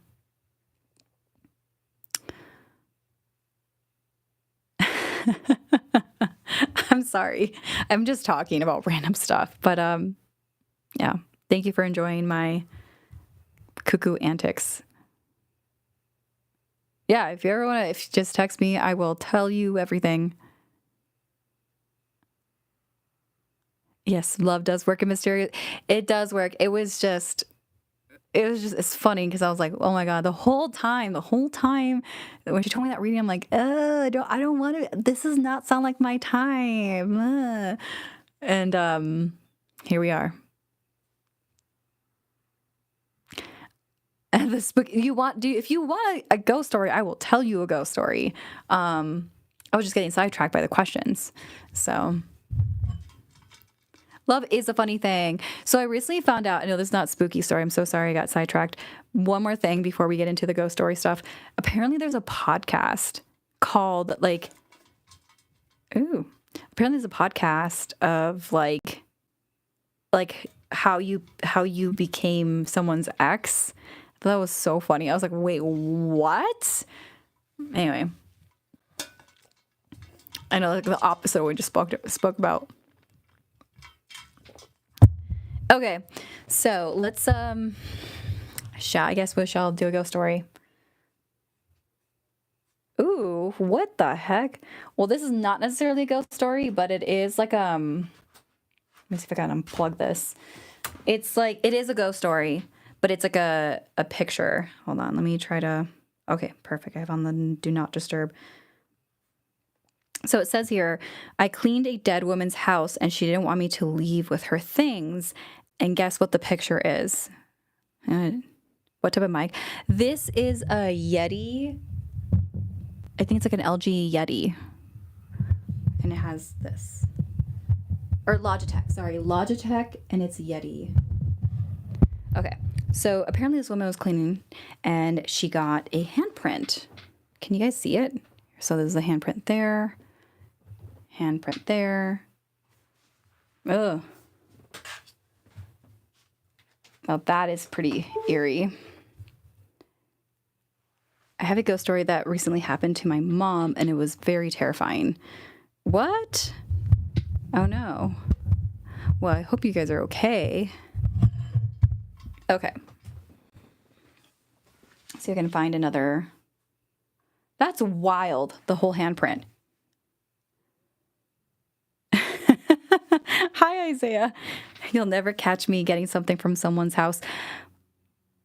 Yeah. You know what's interesting? I was reading today about antiques. I love antiques. I regularly go to estate sales, but I'm very like intentional with what I'm choosing. And if I feel like something has like weird vibes, like the only thing that I thought was ever like off, or I was just like wanting to like make sure it was okay, was, well, there's two things. You can't see it. It's this little doll here. This little guy here. And then the board I did a cleansing on. But the little guy here, we used him for a YouTube video. Okay. And what is happening? What are you doing? What? Don't do the invite right now. But yeah, it was for a video, and apparently like they got this little guy from a ship. I don't know the whole story. I think it was like, well, I guess it wasn't him. It was the other doll that I had, but I didn't keep that one. And it came from a ship, like a ship of like just stuff. And there was this doll there. I did not keep her. I was like, but I did do like a little cleansing on her before she got in my house. I was like, I don't know, I'm not keeping it. We did it for a video. This guy was interesting though, and he's hanging out. He's hanging out with me, so don't know. He's okay. But I understand why people don't want antiques or stuff like that. I get it. She took a picture in the mirror, and it was a whole different woman in the pic. We instantly threw it. Wait, I'm sorry. I think I missed something.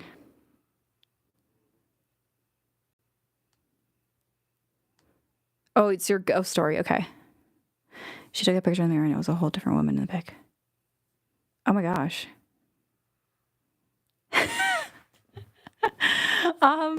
My little occult museum. Like, sort of. I mean, yeah, I guess.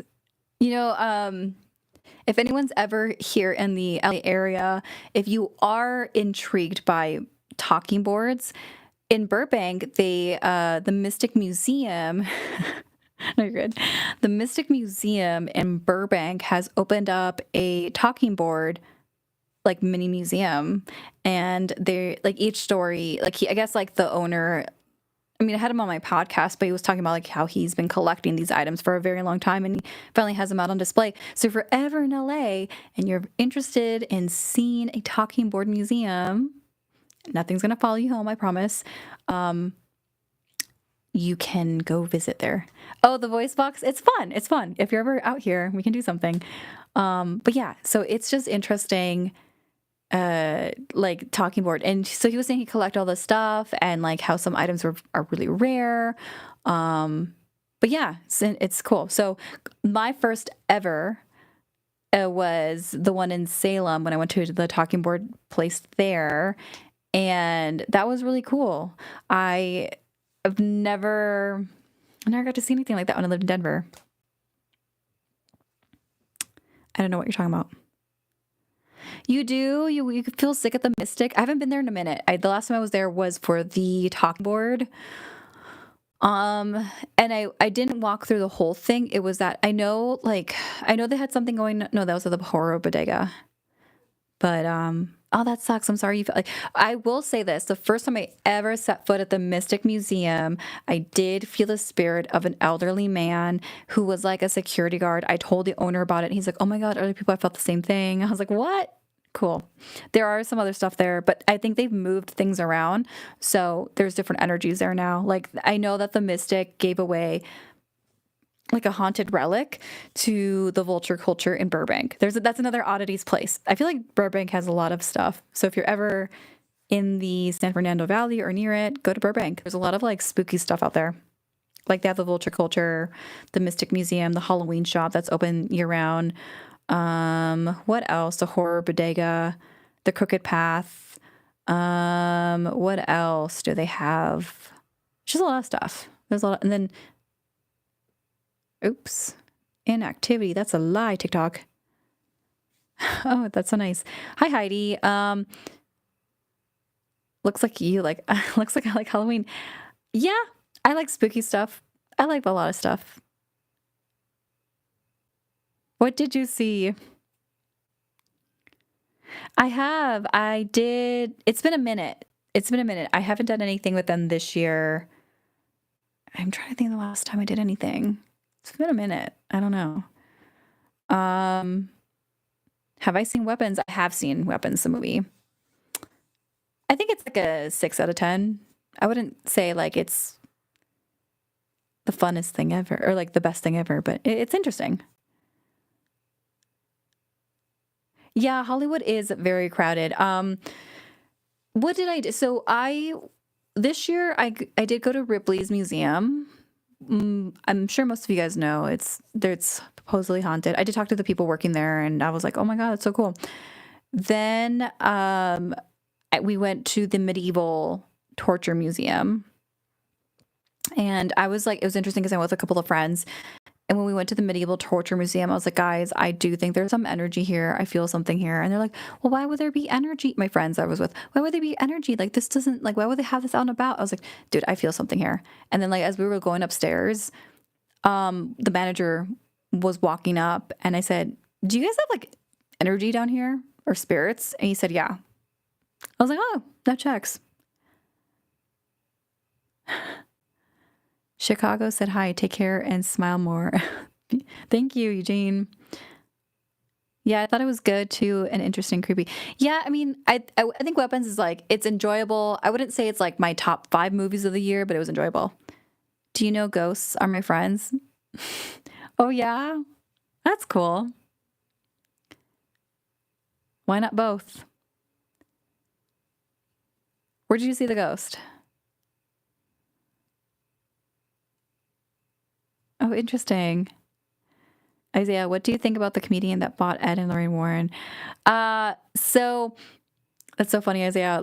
So I'm on YouTube because I've been making the videos about the Warren Museum. So, yeah, so I'm live on YouTube, just so you guys know. So I am live on both TikTok and YouTube. I am live because I've been making a couple of videos over here on YouTube. You guys have been really great. Seriously, you guys have been amazing. But yeah, I made a couple of videos on the Warren Occult Museum. My take in a nutshell is I think I understand like why the son-in-law of Lorraine Warren, Ed and Lorraine Warren, why they wanted to do this whole like agreement and whatnot. I don't know. It's like I think it's like it's interesting. I think some people feel really protective over it because they're like, this is history. It's a museum. It's like it's belonged to this family. Like we don't want to see it outside of the family. But at the same time, I think that like the museum closed in 2019, and so I think that they were trying to like ride the wave of like making money, educating people, whatever, right? I also think that this is a great opportunity for people who are skeptics or non-believers to visit and like if they want to have an experience to challenge themselves for it. Like I think that if the relics are really haunted, allow people to go visit it and see if it's really haunted. I mean, on one side I see that point.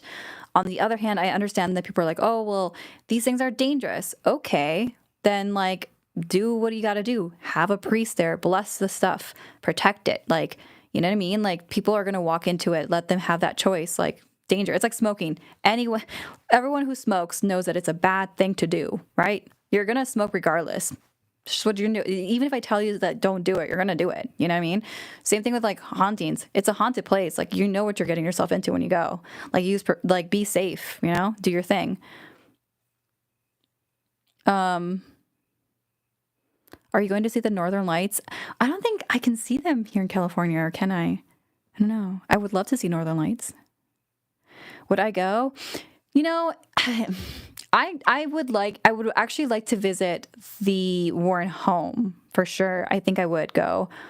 I've visited haunted places, but the thing is too, like I do like a lot of things with it. Like I don't know if other people do this, and it's okay if they don't, but I do like so many different layers of like ritual work of like protection and cleansing. Even my equipment is like cleansed and protected and sealed with things. A lot of like paranormal investigators don't even do that. So I don't know. Like they might do like cleansing and stuff, but they don't even like protect their equipment. That's like an uncommon thing that I see a lot of paranormal investigators not do. Take a drink of glass. A drink of water? I want to see the house from the haunting in Connecticut. Ooh. Yeah, I'm like open to anything. Like I also, like I said, I think like, the intention is always so important. And I was saying earlier, it's like our perception is how we mold hauntings and the unknown. Like, have you ever seen that meme where like it's really old. It's like a picture of like this person, they're hugging their knees and they're like acting like they're drowning, but really they're in the bathtub, right? Like that's the analogy that I use with like paranormal and hauntings. Like if your perception is like you fear the unknown, you think it's all evil, then that's the experience you're going to have. A scary story about Mexico. Ooh. Well, I could find one. I know there's a few that I've heard, but I don't remember all the details. But yeah, I've gone to a few haunted different locations and like, I don't know, I've never had anything. I've had experiences, but not anything that's like scary. I don't know.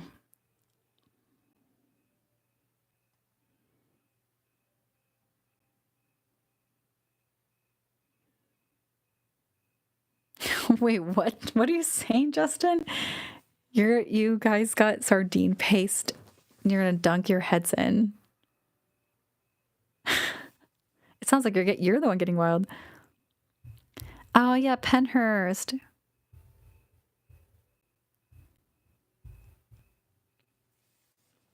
Yeah, I think it's like perception is very, very, very important. Thank you for the likes. Yeah, I think like it's just really what you attract. Like I've had people that like, for example, I had someone say, "Where did I go to recently?" And I was like, "It was great. It was fine." Oh gosh, where it was like, was it the Queen Mary? I know we talked about the Queen Mary earlier. But there was somebody that was like, "I've been there and it was really bad." And I was like, "I've never had that experience." I don't know. It's just, again, I think that like if you're an anxious, like again, Matt, let's like put it this perspective, right? I always use like the rose colored glasses theory. you know when like you fall in love and you're like, oh my God, this person is great, blah, blah, blah. And like everyone around you's like, girl, you're crazy. This guy is like a walking red flag. Okay. I use the same analogy again with like the paranormal. You have like the anxiety glasses of the paranormal. That's probably what you're going to experience. I don't know. I'm not saying like be like fearless and daredeviling and start shouting at things and like whatever. I'm not saying to do that either. I'm just saying that your perception is like everything. El Callejón de Aguacate. Did I say that right? Or did I make something right? I'm sorry, Isaiah.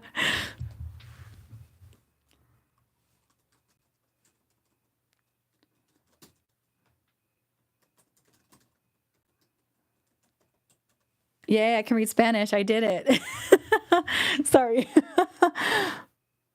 Okay, let me see if I can find. I did it. Yay. I feel like I need the Dora theme song. Oh, thank you for the compliments. Yeah, I would love to do more investigations out of this, out of like, I mean, California is kind of hard to investigate, to be honest with you, unless you're willing to drop money. Lo hicimos. We did it. I just need to play Dora the Explorer. Let's see if I can find it. It looks it's already like, this looks like is it a cemetery? No, it's not. Oh my God, why is my internet going slow? Yeah, see, I feel like the East Coast has a lot of interesting places, to be honest with you. I've always wanted to do like if I could wave the magic wand and had like unlimited amount of money to travel, I would love to do all of the paranormal or like visit all the places with like urban legends, cemeteries, everything like Mexico, Central America, Latin America. Like, oh my God, I feel like those stories they're not shared enough on TV, let alone explored in like media or mainstream. Like the most mainstream is like the Island of the Dolls, from my understanding. And then I know that like Puerto Rico has the whole alien sighting thing, but that's about it. The biggest bank in my area? What do you mean? I don't know. Wells Fargo? I don't know. I don't know what you mean. Sorry. Is that what you meant? Silent Hill, I would like to visit. Yeah. Come on. There we go. So what is the legend of the Aguacate Alley, one of the most intriguing sites? So Mexico City is a mosaic of stories and legends intertwined in its streets. And it is of the intriguing corners of Avocado Alley. Okay. It is a cobblestone alleyway that presents an atmosphere filled with mystery and paranormal tales. Let's see. It is adorned with colonial houses, but also for the candles that are constantly lit on an altar dedicated to the Virgin Mary. This altar is not only a place of devotion, but also a constant reminder of the terrifying stories that circulate the corner of the Capitol. Okay, and here you can kind of see the picture of it.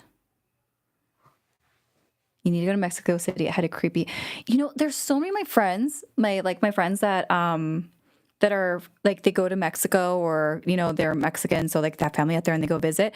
There's so many stories I've heard from my Mexican friends. For context, I'm Latina, but I'm Salvadorian. So there's this one friend that told me about like how they went swimming in this lake that is like not a lake, but I guess it's a lake. Right? Well, no, because like it's not in the ocean. I guess a lake. And apparently it's like cursed and they didn't know and like they were having all kinds of crazy experience from swimming there or something like that. Is it? Is that the place? It's been a minute since I heard the story and like, but I guess they had gone swimming and like the villagers were like, wait a minute, this is like cursed. You should not have gone swimming there. And then like, the whole week that they were there for the rest of the week while they were in Mexico, because they were doing like a road trip. So they were going to go to like Mexico, Guatemala, And then, oh God, I forgot where else they were going to go. Then they were heading their way to like Peru. So for the rest of the week that they were there in Mexico, I guess like they said that like they would hear in the middle of the night, like as if like the doors was like being, yes, then it has to be that place because they were talking about sacrifices. And so like they were saying that like, I guess like the doors were slamming. They heard like one of the pictures in their room like fell off the wall. Like all kinds of crazy stuff was happening. And I was like, what the heck? Ramon announces the pyramids down there are mega haunted too, right? Yeah. Argentina, Peru, and Chile have some wild haunts. Yeah, like it's just like I feel like I don't see enough of the coverage out there. I would love to see more stuff, but yeah, I don't see it. But yeah, okay, sorry, the story. So the story goes of the valley of the Avocado Valley, I guess if we're gonna say it that way, is let me see. So this is one of the best known stories of a soldier who in the 1930s frequented the alley during his nighttime walks. He was always dressed in his uniform, and an encounter with a young boy would change his life forever. The little boy, fascinated by the soldier's medals, insisted on playing with him. However, the soldier, in an inexplicable rage, ended up taking the child's life under the avocado tree. So the versions of the legend differ. So one of the stories is that the soldier was consumed by guilt built by the one holds that these I can't even say it anymore, sorry guys, so the soldier is consumed by guilt. It's kind of worded weird. Built the altar to seek redemption for the atrocious act, and then another even darker version tells that the soldier, unable to bear his regret, he hanged himself from the tree where the tragedy occurred. Both versions agree that the boy's spirit and the disturbing energy surrounds the alley. Okay, that's pretty dark.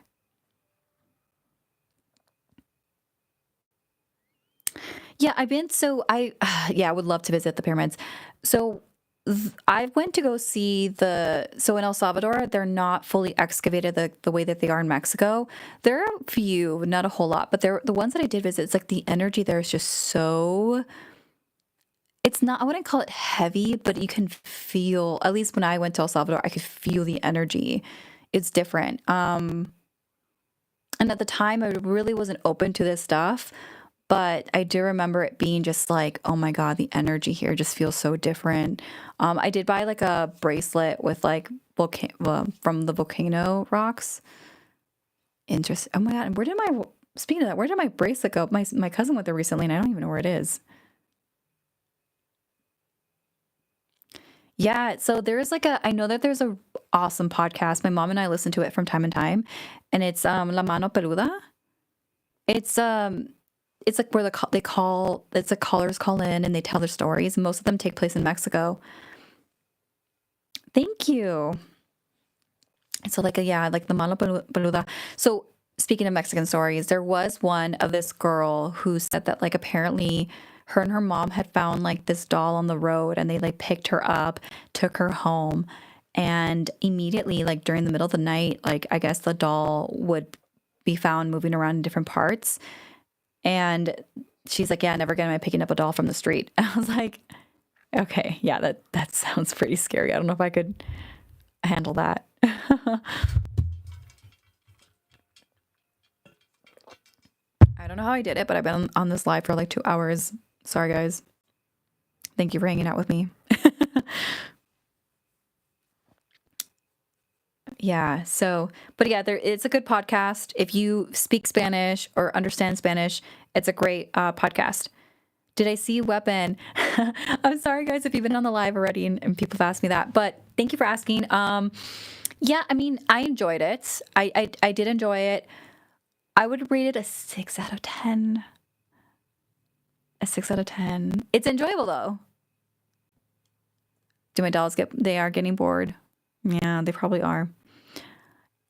It's like a 6 out of 10. It's like, it's all right. I wouldn't say it's like a 10 out of 10, but I did enjoy it. The marketing fooled me, but I feel like Barbarian was like that, where like I thought that movie was going to be so different, and then it was good. I actually like Barbarian more though. They're not connected with each other. So for context, a while back, I did a video on weapons, but I was told to visit the website, so maybrookmissing.com. And that was like the marketing website, but it was like an ARG. It felt like you were like really like immersed and you're like reading the news and stuff like that. And they like referenced the house from Barbarians. I'm like, is this going to be connected? Is there something about that? This is my office, my little office room or craft room. I used to do 3D printing cosplay. Don't do that anymore. It's more spooky stuff now. Wait, what? Oh, I see now. She left it in my closet. Wait, what did she leave in your closet? You used to have you used to have a Raggedy Ann doll and you left it in the closet, the door would open. Interesting.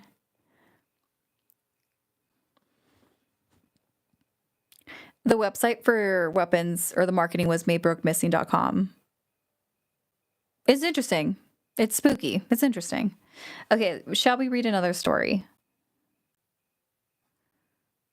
I think we should. I'm just trying to find one.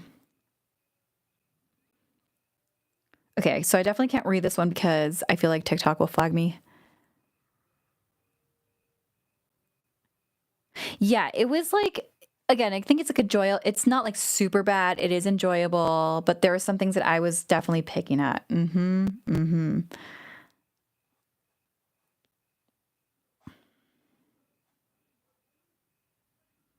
All right, so this one is called Someone is Waking Me Up. Not really sure where to post this, but here we go. Since I can't remember, I've always been somewhat in tune with the paranormal. So, as a kid and even into my young teenage years, I've had countless experiences. That's for a different story, though. So, for a few years, my experiences have died down until the past few months. Oh, sorry, the chat is going. I will get to you guys. Recently, this is what they said. Recently, something or someone has been waking me up in the middle of the night. Usually, it's a light tap on my leg or shoulder, generally small enough to shrug it off and say it's just me waking up. Come on. Come on. But whatever it is has become more apparent. So it has started as tapping me multiple times with what feels like an open palm on my leg, like someone is trying to urgently wake me up. I've also had instances where I wake up because someone yelled in my ear. Last night at exactly 3 a.m., convenient, I know, could have sworn my dog had come into my room and jumped on my lap. I reached out to start petting her, but I opened my eyes and my room was empty and the door was closed. I don't know if it's like a natural phenomenon to explain this, but I'm getting a little bit concerned.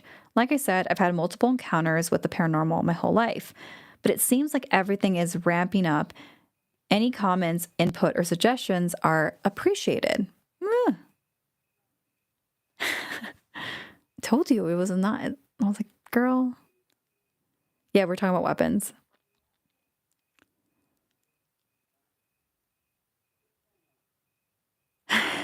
The cops in their investigation. Exactly. Exactly. The cops, I'm like, thank you for the follow. You saw it tonight. Did you like it?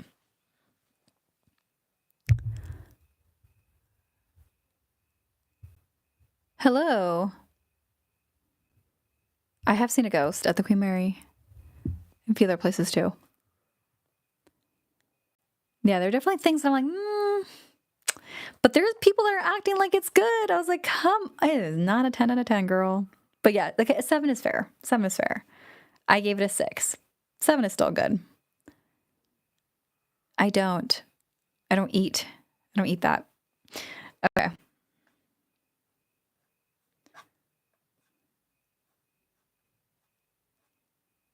Let's see if we can find another story.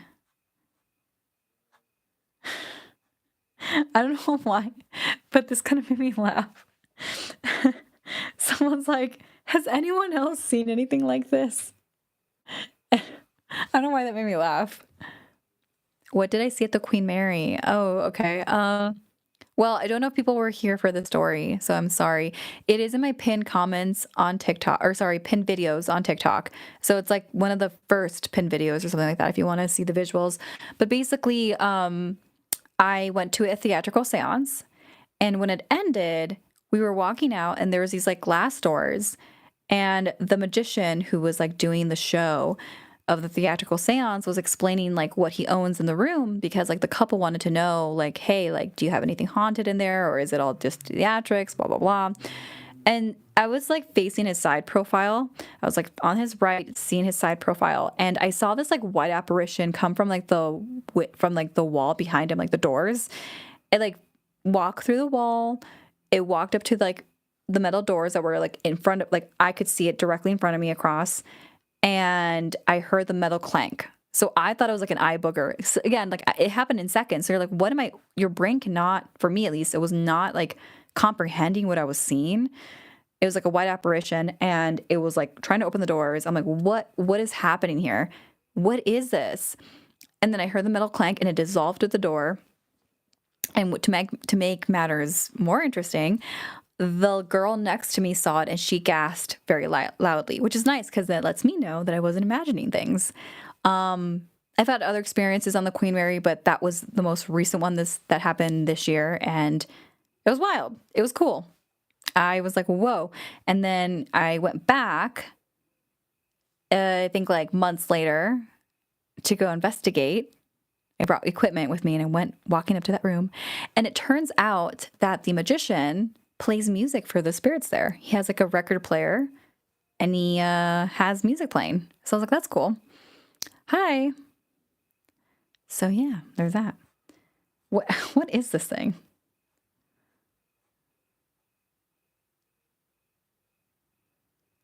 All right. Okay, so I think I've been on the live for a minute now. It is like really late. But this was fun. Thank you so much for joining me, you guys. I'm going to end the live over here on TikTok first. Bye, guys. Thank you so much. 40 people. That's the most I've ever had on this live. You guys are amazing. Thank you. Thank you. I will talk to you guys later. Okay. Bye. Have a good night. I need it here. And then I'm going to end it here as well. Yes, Trump is a demon. All right.